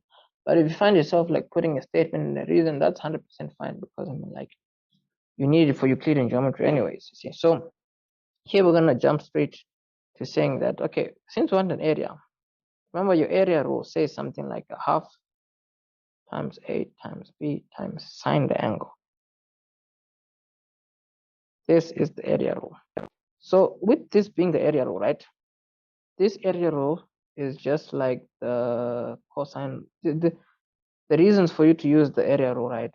It's just the same as the cosine rule, meaning you need to have like a triangle, and that triangle basically needs to have an angle given in like the middle somewhere there, and then two sides there.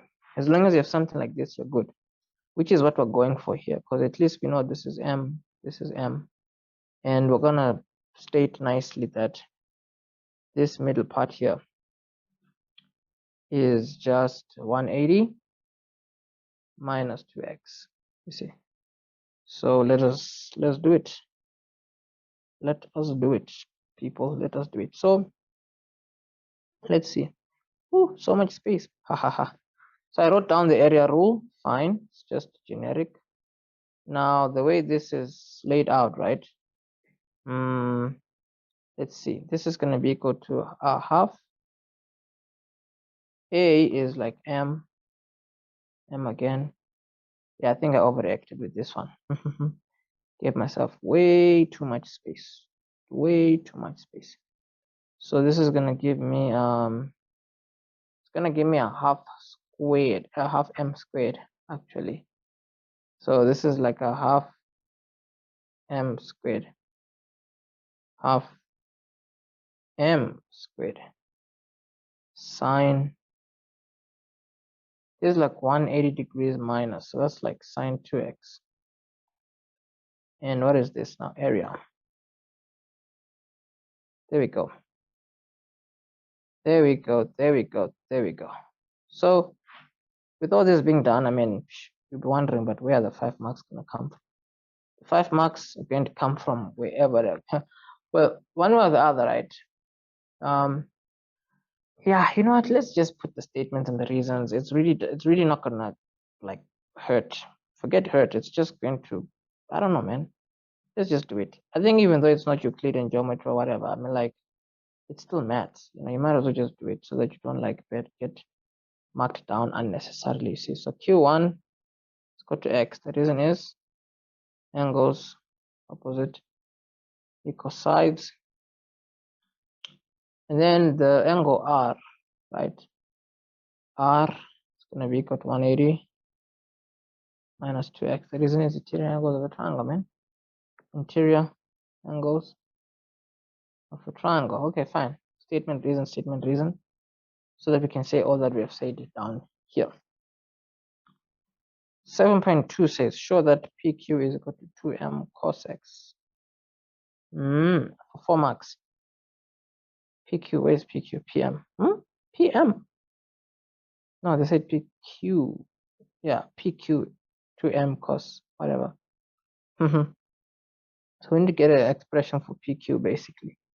So that is not going to be too much of a problem because we have the cosine rule anyway. You see 180 degrees here minus 2x. So it's like we're literally home free because we just have everything we already need. So let's see. I think, what did I do? So it's like this is the cosine rule of a squared plus b squared plus c squared. No, bro. Come on. In the middle, there's an equal to sign. Equal to sign. And the other thing is, you see, this is like minus 2b c cos a. Now, this is what we need to do. So we just need to know that these ones here are the ones that go together. The pair will always be in this way. This angle is opposite to this side.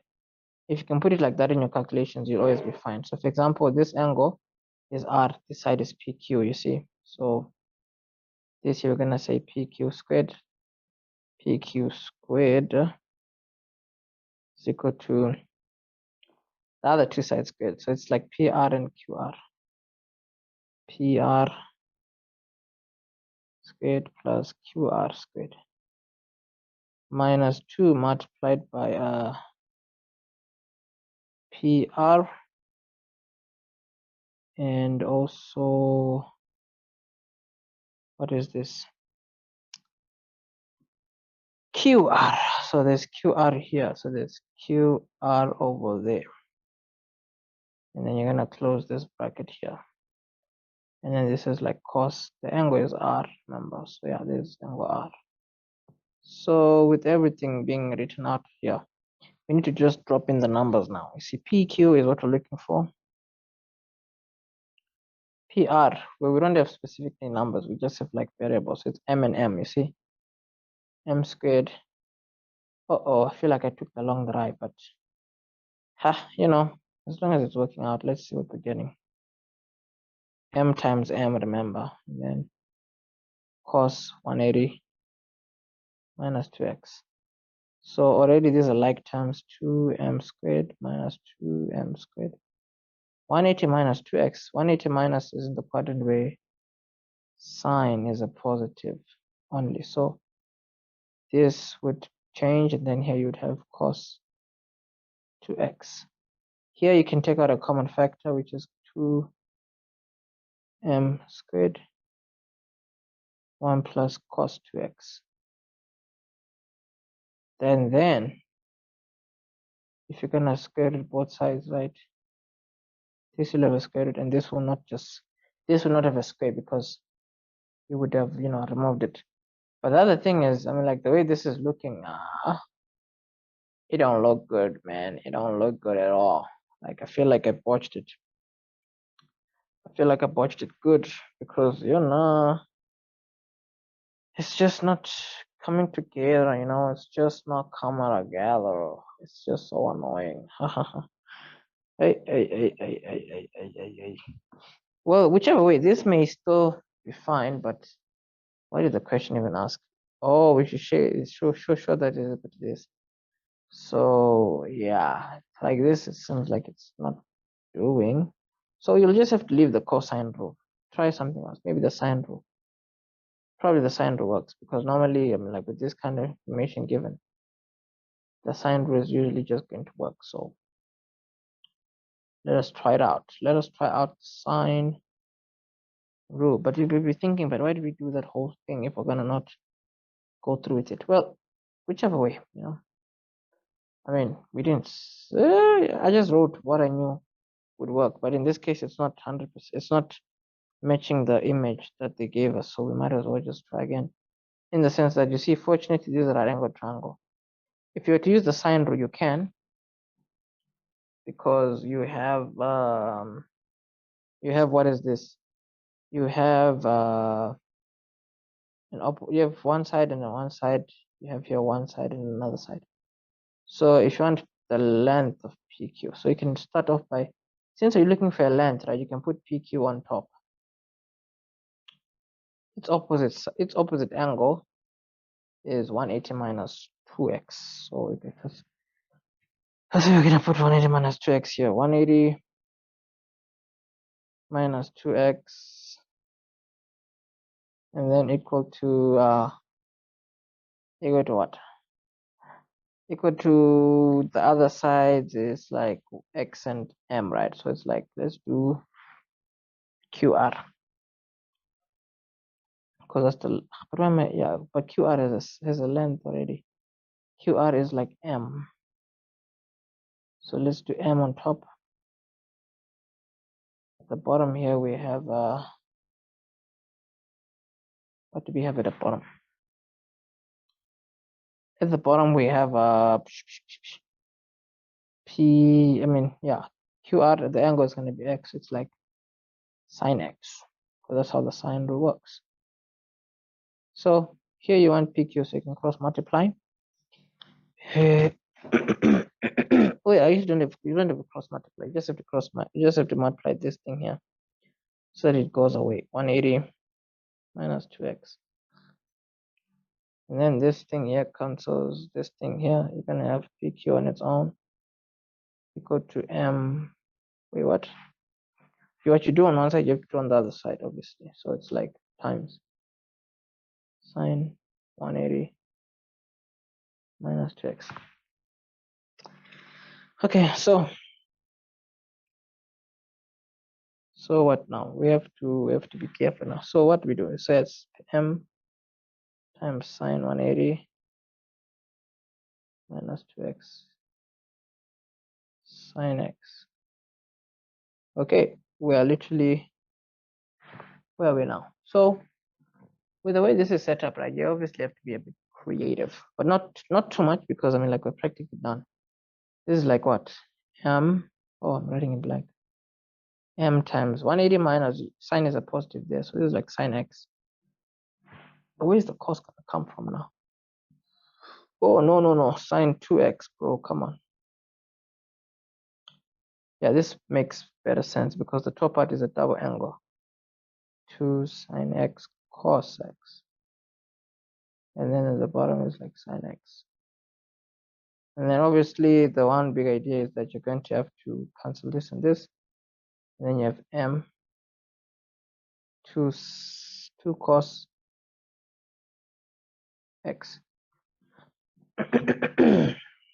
Well, if you want to write the trend m's not around the way exactly they did, just like what they have here, you're 100% welcome. Cos x. 2 marks. Hence proves that SP is 2 m cos x 10y. For just 2 marks. Wow. So, okay, what you can actually just concentrate on is getting the length of SP, like maybe. So, like, you have your, what is this? They're asking if you could measure. Are we being asked to measure? Yeah, probably are. But it says we should prove that SP is 2 cos 10y. So I think I can find something like that at the top up here. Wait a minute, what is going on? Did I just blank out? Like, seriously, bro? Come on. Yeah, so where are we? Yeah, so you just want to look for SP. So SP is this distance. I was literally just drowning in my own thoughts, not even saying the correct thing. It's this line here. So if you get the equation of that line, that's not too bad because of PQ. So PQ, what did we get for PQ? PQ. Hi, PQ. Let's leave it. So if you're gonna get this length of this, wait, but we did we? I think we did get PQ. Why does this feel so familiar? There it is, man. There is PQ. So it's 2m cos x. So 2m cos x, 2m cos x. For this distance. So we have an angle on the side, angle on the side. Perfect. So this is enough room for us to carry on with what we need, because looking at what we have been asked, right, we can just use normal trigonometry to work out SP. So for some odd reason I read SR. But anyways, let's see what the right angle triangle can help us with. Wait, what do you think again? Right angle triangle. Yeah, we have a right angle triangle here. And then we have the angle that they gave us there is whatever angle is there, but it's yeah, let's just carry on with this triangle. So far we know that this is like y, and then we're looking for SP, right? And you're probably 2m cos x. Let's see if we can put that. 2m cos x. 2m cos x. How am I putting? Whoa, bro, are you serious? 2m cos cos x, yeah. So that's gonna go here, right? So if you're gonna get SP, you can just use normal trigonometry. Adjacent, opposite over adjacent. So you can use 10y. It's got opposite, which is SP. Adjacent, which is this item here, 2m cos x. So the only thing, as you see here, they have SP as the subject of the formula. So you can just multiply by SP. Just multiply by SP. So yeah, let us do that, please. And then, so yeah, what's gonna happen here is, you see, we're multiplying by what we did on one side, we have to do on the other side. So there you're gonna say therefore. You can even start with writing SP now. Therefore, I can't remember my record is like, wait, hold on. SP is like TY 10y dot 2m cos x. Yeah, so this is what you then get. It is all good. It is all good. Let us move on. So remember, for more tutorials like this, you can just check out the link in the description so that you go to the online courses. Now, depending on when you're seeing this, I do think that you're probably a bit lucky, because if you look at what's on the website, right, the all access pass is currently on sale. It was a sale for 99 something. It's currently on sale, you see, meaning you'll have access to 17 courses. Remember, everything is already on the website, so you will be able to work at your own pace, start at your own pace, finish whenever you want to finish. It's really not an issue. Question number 8. It says so. Complete the following theorems. The angle in the semicircle is equal to 90 degrees. That's not difficult. The opposite angle of a cyclic quadrilateral is the opposite angle of a cyclic quadrilateral is equal to the, wait, no man, this one is kind of awkward, because it's like they want us to refer to the theorem that states that opposite angles of a cyclic quadrilateral are supplementary. The opposite angle of a cyclic quadrilateral, okay, is supplementary. Let's just say supplementary, is supplementary to its opposite. The opposite angle of a cyclic quadrilateral is supplementary. Ha! Hey, I'll just leave supplementary for now. Yeah, when I say it's supplementary, it just means that its opposite counterpart will make sure that they both add up to 180 degrees. So let's not overthink it. It says O is the center of the circle in the diagram. Okay. And then it says here, BP is produced to M such that OM is perpendicular to AB. We have a 90-degree angle there. Okay, perfect. So with this 90-degree angle, what do we now know? It says here, AP intersects OM at L. Where's AP? AP, there is AP here, right? It intersects OM at L, yes. And then it says the following. It says BS is a tangent, B going all the way to S. This is a tangent, right? So if this is 35, it means that this angle here is also equal to 35 because of the 10 chord theorem. Now, the other idea is this is a radius, right? And this is a tangent. So it means that this is automatically equal to 90 degrees. So if this is 90 and O1 is equal to 90, because they gave it to us as a 90-degree angle. They said they said AB is perpendicular to OM. So if this is 90 and this is 90, it means that we're dealing with lines that are parallel here. So all these conclusions here, you need to keep in mind that they're going to help you as you will be working out questions that they can ask. So they say this is 35. Fine. So they say calculate with reasons the size of A1. So A1 is this small angle over there. Oh, no, no, no, no, no. I made a mistake. No, man. A1 is the one that's 35 because of the 10 chord theorem. Ha, excuse me. I'd made a big boo-boo. So the reason why it's only A1 is because the triangle that is inside the circle is this one only. So yeah. Yeah, but I did is. Anyways, yeah, so this angle here is the one that is equal to that one because of the 10 chord theorem. I didn't even see this was out, but we're here now. So this is equal to 35. The reason for that, you're just going to say 10 chord theorem. You see? 10 chord theorem. 10 chord theorem.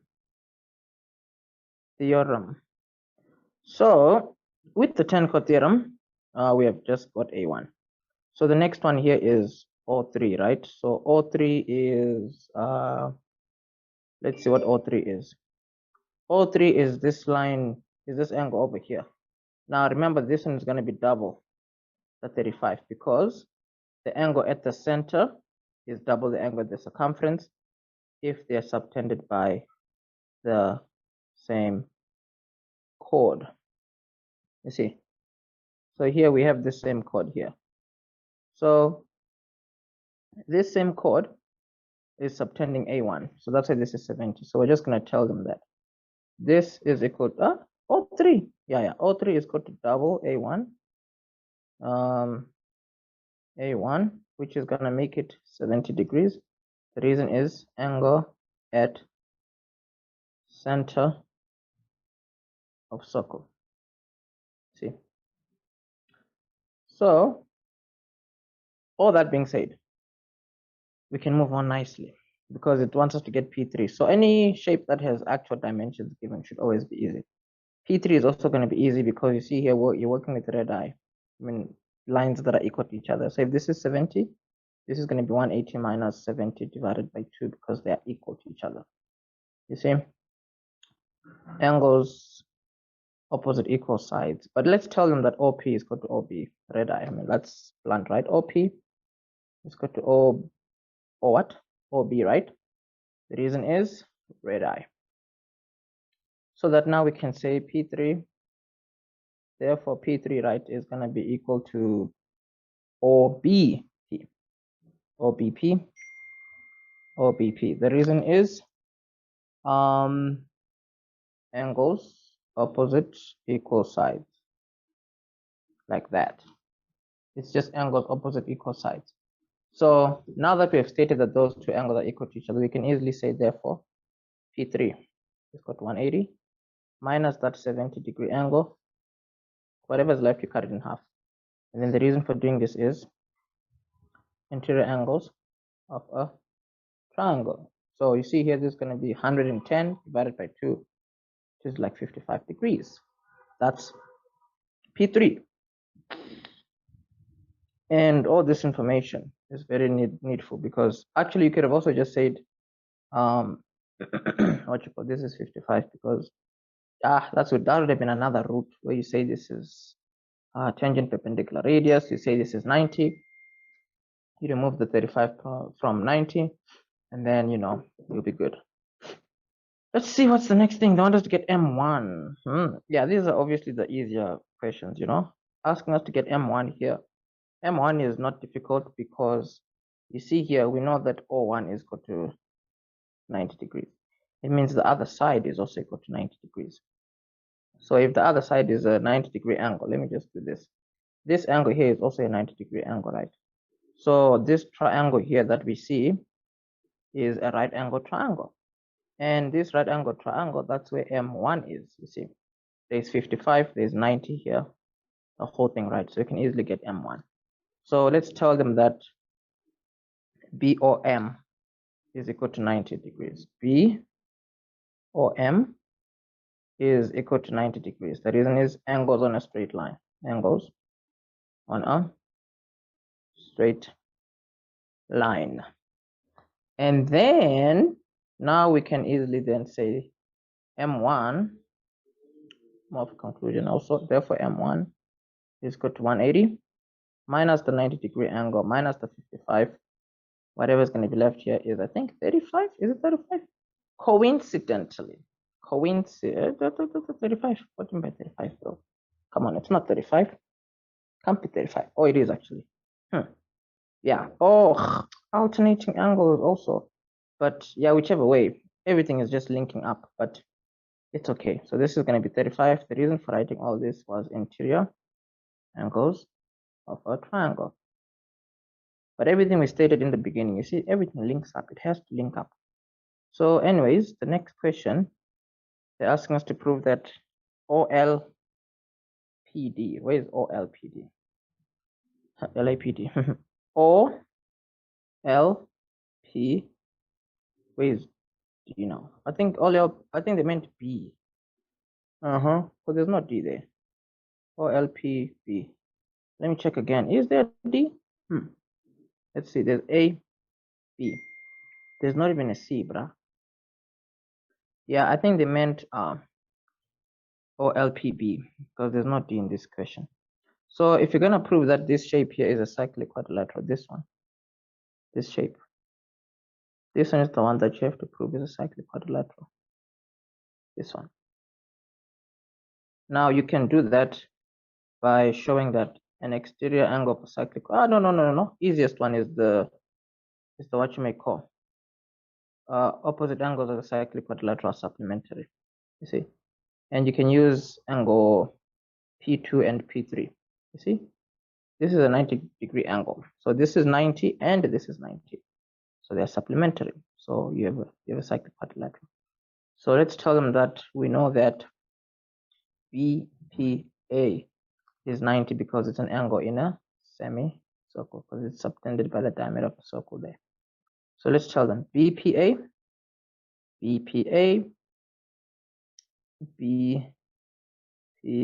is got to 90 degrees. The reason there is angle in semicircle. Angle in semicircle. There we go. And then now we can say BPA plus what? What's that angle there? BPA plus BOM. That's BOM, right? BOM. If you add this up, they should give you 180 degrees. You see, so here you can say therefore OLPB is a cyclic quad because opposite angles are supplementary.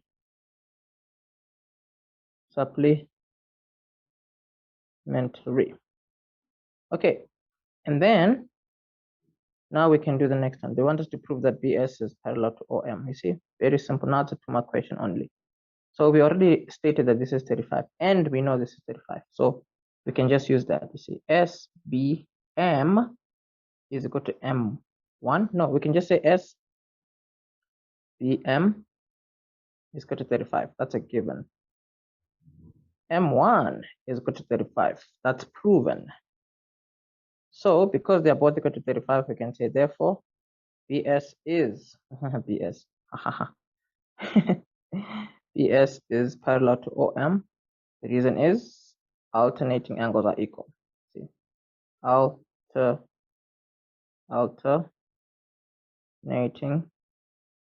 angles. Angles. Come on, angles. Want angles? Alternating angles are equal. Okay, so they C now. C says we should prove that. Well, it's still in the name of proving that. We should prove that OP is a tangent to the circle L. We should prove that OP is a tangent to the circle through PLM. Where is PLM? There is PL and M. We should show that OP is a tangent. So the line we should show as a tangent is this line over here. I don't know which color to use because everything now is just like a rainbow, man. Just like a rainbow. So we should prove that OP is a tangent to a circle that passes through these points here. You see PLM. Now the idea with what we have here is the fact that this is a tangent. You see. Now this tangent here, if this was a tangent, then it means that this angle would be equal to that one. You see. So we might as well use the colors that we were using for the 35 originally, because that's where all this is going, you know. Then I just have to prove that this is equal to this angle. Because if we do that, we'll be fine because of the 10 cot theorem. So proving that that angle is equal to 35 is easy, because you see the whole thing there is 90. It's already been proven. We know it. This is 55. It's also been proven. So we can just restate those statements. You see, P3 is equal to 90 degrees. Is it P3? I feel like I'm messing up. No, it's BPA. The angle BPA. Yeah. BPA equal to 90 degrees. This has been proven already. And we want to tell them that this angle here is 55. P3 is what I should have just carried on, but anyways, we're gonna rewrite it here. P3 is equal to 55. This has also been proven. And then as a conclusion, right, we can now state that the angle P2, you see, therefore P2, it's more of a conclusion. Therefore P2 is gonna be equal to 90 minus 55, gonna be left with 35. So because you've shown that this angle definitely is a 35 also, you're good to go, because you are showing that this angle at the tangent is equal to the angle here, which is subtended by this chord, right, of our circle that would have gone around there. So in this kind of a situation, you can then just say, therefore, this will be a tangent to the circle. So you can say, therefore, OP is a tangent to the circle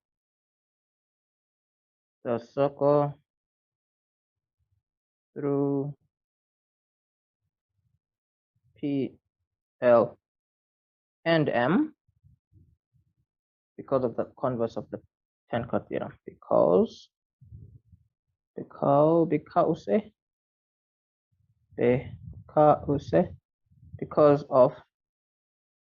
the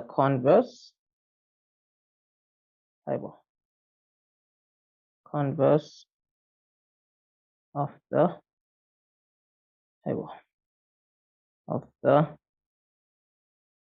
10 chord theorem. Yeah, but we love to see it. Let's move on to question number 9. Question number 9, what do we have here? Question number 9 looks pretty interesting. It says, in the diagram, right, DE is a tangent. Okay, yes, we have a tangent here, so it's a tangent to the circle at E. Perfect. And then what does it say now? It says DFG. So there's like DFG here. DFG here is a straight line, right? And I mean, like, according to the sketch, these are equal. Okay, interesting. And then they told us that yeah, DE is equal to EF, fine. And then they told us that what? Oh, it's also equal to FG. Where is FG?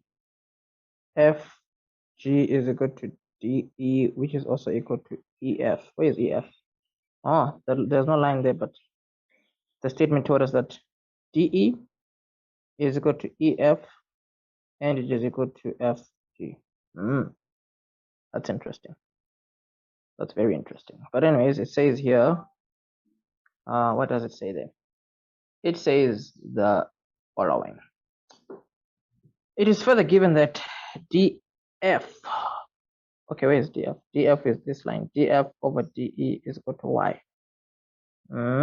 So what we can interpret it as is, if they tell you that DF, right, DF over DE is equal to Y over 1. If they do that, you see, if they do that, then, I mean, like, they're giving us maybe a ratio that we can work with, which is good, I guess. And then the next thing they said is let DEF equal to X. So DEF equal to X. This looks super crazy familiar as well. Like, So much recycling of questions. Oh well, we'll have to see it, I guess. So the 3-mark question says give 3 other reasons equal to x. Give with reasons 3 other angles equal to x. Well, I mean, like, this is a tangent and this is a chord, so this is also equal to x. You see, tan chord theorem.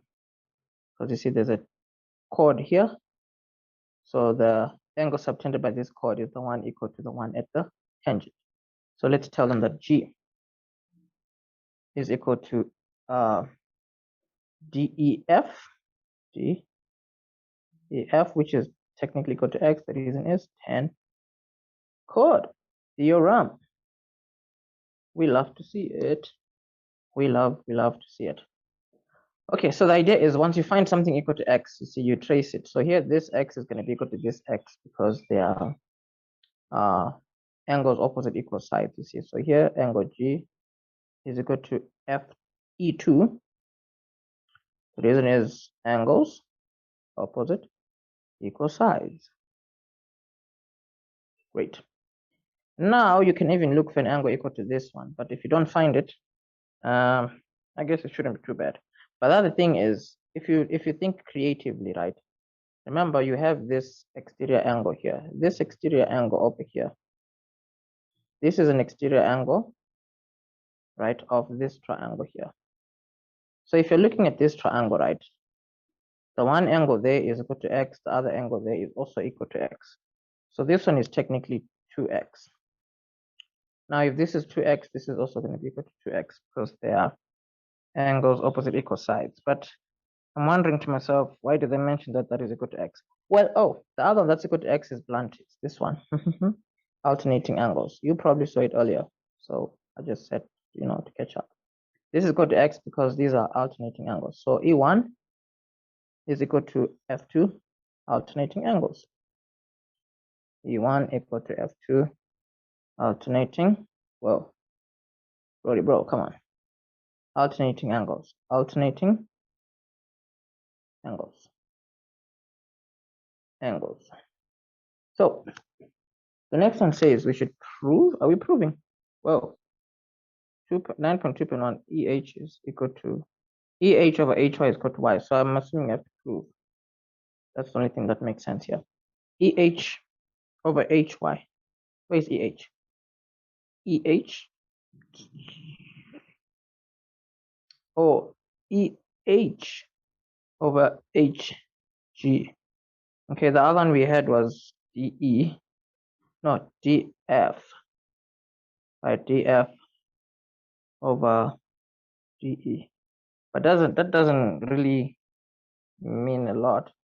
We should actually just use this question to help us, or the statement, because firstly, this is a how many mark question? It's just a 3-mark question because there's no heavy lifting. Remember, they told us that was it DF or DE? Yeah, they told us that DF over DE, right? DF over DE is equal to Y. This they told us. However, if you look at the lines that they're talking about, right? DF and DE, they don't really help us to show that this over this is a Y also. What can help us is the fact that DF over FG is equal to EH over HG because of the proportionality theorem. So let's actually just do it. DF over FG, right, is equal to EH over HG. So the reason for that is just proportionality theorem. So let's write that down. DF, is it DF or D?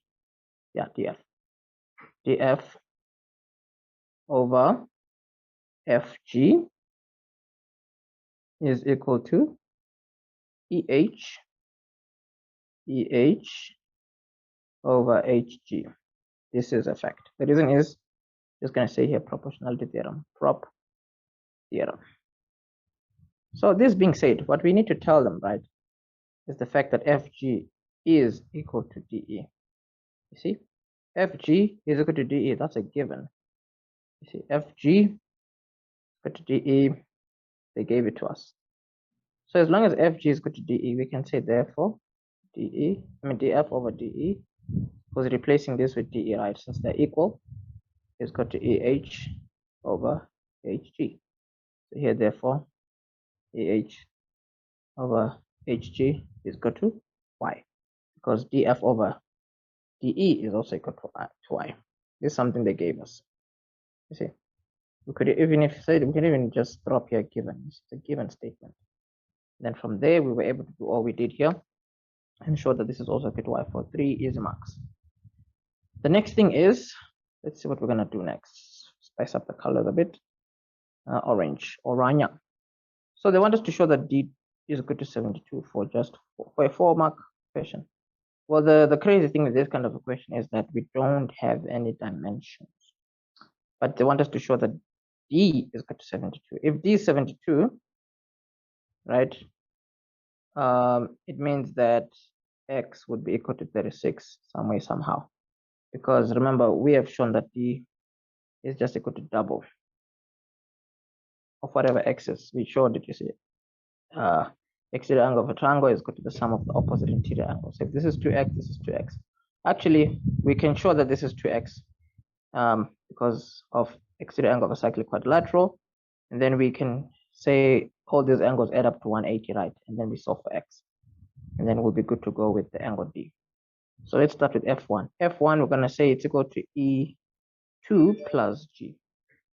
That's what we're going to say. Let's tell them that.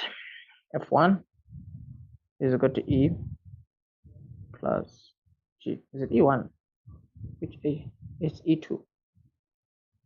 E2 plus G, right? Then here you're going to say exterior angle of a cyclic quad. I mean, exterior angle of a triangle. Exterior angle of a triangle. So with this exterior angle of this triangle, right, we need to keep in mind the following. E2 plus G. What do we get there? It's going to be F1 equal to E2, right, is X. This is also equal to X. This is 2X. That's what we have gotten for F1. Then we're going to tell them that F1 is also equal to D because they are angles opposite equal sides. F1 is equal to D, so it means it's also equal to 2x. The reason is angles opposite equal sides. So here now we can say therefore 180. I mean, here we don't even have to say therefore. We could actually just say therefore because I'm like it's more of like what we're carrying on. So here we can say D plus E1 plus F1. D plus F1 plus E1. This is equal to 180. The reason is interior angles of a triangle. And if you put the dimensions for each of these, it's like what? D is 2x. This is also equal to 2x. This is equal to x. And then if you solve for x, there's like 5x here equal to 180. What? Yeah. And then divide by 5 is going to give you 36. Well, what am I doing? X is 36. And then here, therefore, D is equal to 2 times 36. You see? 36. And then you're going to have here 72. They'll give you a whopping, how many marks? 4. If they had made it 5 at least, but oh well, we got our answer, so we really don't have to cry too much. And then they want us to prove similarity between triangles for 3 marks. DGE. We need to prove that it is similar to DEF. DGE, DEF. D, G, E, and D, E, F. Awkward. Not gonna work. See that again. DGE. There is D here. There is G here. Oh yeah, it is gonna work because this is X and X, so that makes 2X. And then there's this angle 2X, and then the single X for the big one. For the small one, there's a single X, double X, double X. Oh yeah, that's super simple. That's like super simple because we're talking about this small triangle here. We're talking about the big one, and the way we have laid it out, that's why it's a 3-mark question, because there's really not a lot of heavy lifting here. Because with proving similarity, you just have to prove that all 3 angles are equal to each other. So firstly, we can just state, if you're going to prove that these are similar, right, we can say that G is equal to, wait, what? The G here, right, is equal to the E1. That's been proven a long time ago. This has been proven. Now we can say that, what you may call, we need to tell them that, well, I mean, like this angle is equal to 2. This D is a common angle there. So that's fine. Wait, D is a common angle. Yeah, they both have D. See? The big triangle, the small one, they both have D there. So I'm kind of interesting. Oh yeah, so here D is equal to D, common angle. Common angle. So you've shown that two pairs of angles are equal, right? So the third pair you can say it's equal because of the interior angles of a triangle. So we used E, we used D. Now we can just say F1 is equal to the whole of angle E. F1 is equal to the whole of angle E. So we can just say interior angles of a triangle. So here we can say, therefore, these are similar. Triangle D, GE, GE, similar to triangle DEF. The reason is angle, angle, angle, angle, angle, angle. Great. So this is good. We move on now. We keep moving forward because why not? So here with this being said, we need to prove that DE squared is equal to DF times DG. This one is not a difficult task because as long as you have proven that your triangles are similar, you are always able to write out specific statements. So as long as your triangles are similar, right, you know that the following is true. DG over DE, so we have DG here over DE is equal to GE over EF. GE over EF, and then this is equal to DE over DF. Fine. The reason here is just proportionality theorem.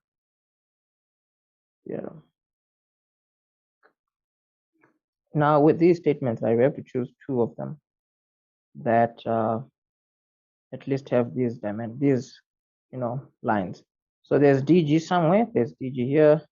We need something with DE. These two both have DE, so that's our, yeah. These are the two we're gonna pick. So here we can say DG over DE. Come on now. Is equal to DE over DF, and then we're gonna cross multiply. DE times DE gonna give you DE squared. DG times DF gonna give you DF dot DG, like they want us to do here. You see, that's why this is just a 2-mark question, because I mean, like, you're literally just doing something that is just basic and straightforward. So let's move on to the next one. They want us to prove that y squared plus y is equal to 1 for 5 marks. Wow. What a wow. What a wow. So yeah, this question doesn't look like it's playing games, but well, the only thing that we have that has y in it is the fact that DE, what they gave us was actually swapped around. It was DF on top and then DE at the bottom. That's what I just noticed now. You see, there's DF and DE. So this is just swapped around. You see, so what we know is, remember, DF over DE is the one that's equal to a y. So this is y over 1. So if you flip this over and you have something like this, which is what we have there, right? This is going to be 1 over y. Okay. I think this kind of makes our lives a bit easier because we have 1 over y here, we have y over there, and we have our statement here. So let's see. This one here is 1 over y, right? This is dg over de. dg over de. Now, we want to involve y in an expression like this one. Let's look at dg and de. So dg is a combination of two sides. Okay. dg is a combination of two lines. So let's see there. So dg is a combination of two lines. Okay, that is helpful. de is equal to fg. So I think if we have fg in the statement with dE, we may get somewhere. So let's see here. This we can write the top part here as like df plus fg, df plus fg, the whole thing over dE, right? There's dE over here. But the thing is, you have to remember that if two things are both under the same, if two things are both over the same, what you call denominator, it means that the denominator can go for each of them individually. df over dE plus fg over dE, of which what we know is df over dE. This is a y. fg over dE. What is fg over dE? There's fg here over dE, but then dE is the same as fg. Fg and dE are equal to each other, you see. So what you know is that if you do your math properly, remember fg is equal to dE. That's a given. Therefore, it means that y plus, this is the same, so this is just going to be a 1, you see, equal to 1 over y. Now, because you want to end up with y squared plus y equal to 1, you can just take the ones with y to one side. This is going to be y minus 1 over y here equal to negative 1. Okay, let's do this. Since we have a fraction on one side, right? Let's have a fraction on both sides. Here, you can just cross multiply. So you're going to have 1 times 1 is a 1. Y times this thing here is going to be y, and then 1 plus y plus 1. And then obviously, y multiply inside, you're going to have y squared. Y multiply again, you're going to have y. This is equal to 1. And then here you're going to say, you're done. That's it. You don't have to do anything else. You are home free. You see, you're home free. Nothing major, nothing crazy. This is a dope paper. Now, the big idea is, if you obviously know that you need to go through the math syllabus, all the courses on our website, it's going to take you a total of 24 hours to go through absolutely every single thing in terms of your math syllabus. It's going to take you a total of 24 hours. Now, what that means is, if you go through like 1 hour daily, it's going to take you 24 days to finish. 24 days is just about 3 weeks to go through the entire syllabus properly. Now, if you're lucky, I mean, like, depending on where you will see this, when you will see this, the all access pass is currently on sale. This is a metaphor to say it can end at any time. And you see, you can either pay directly on the website or via EFT. These are the courses, you see.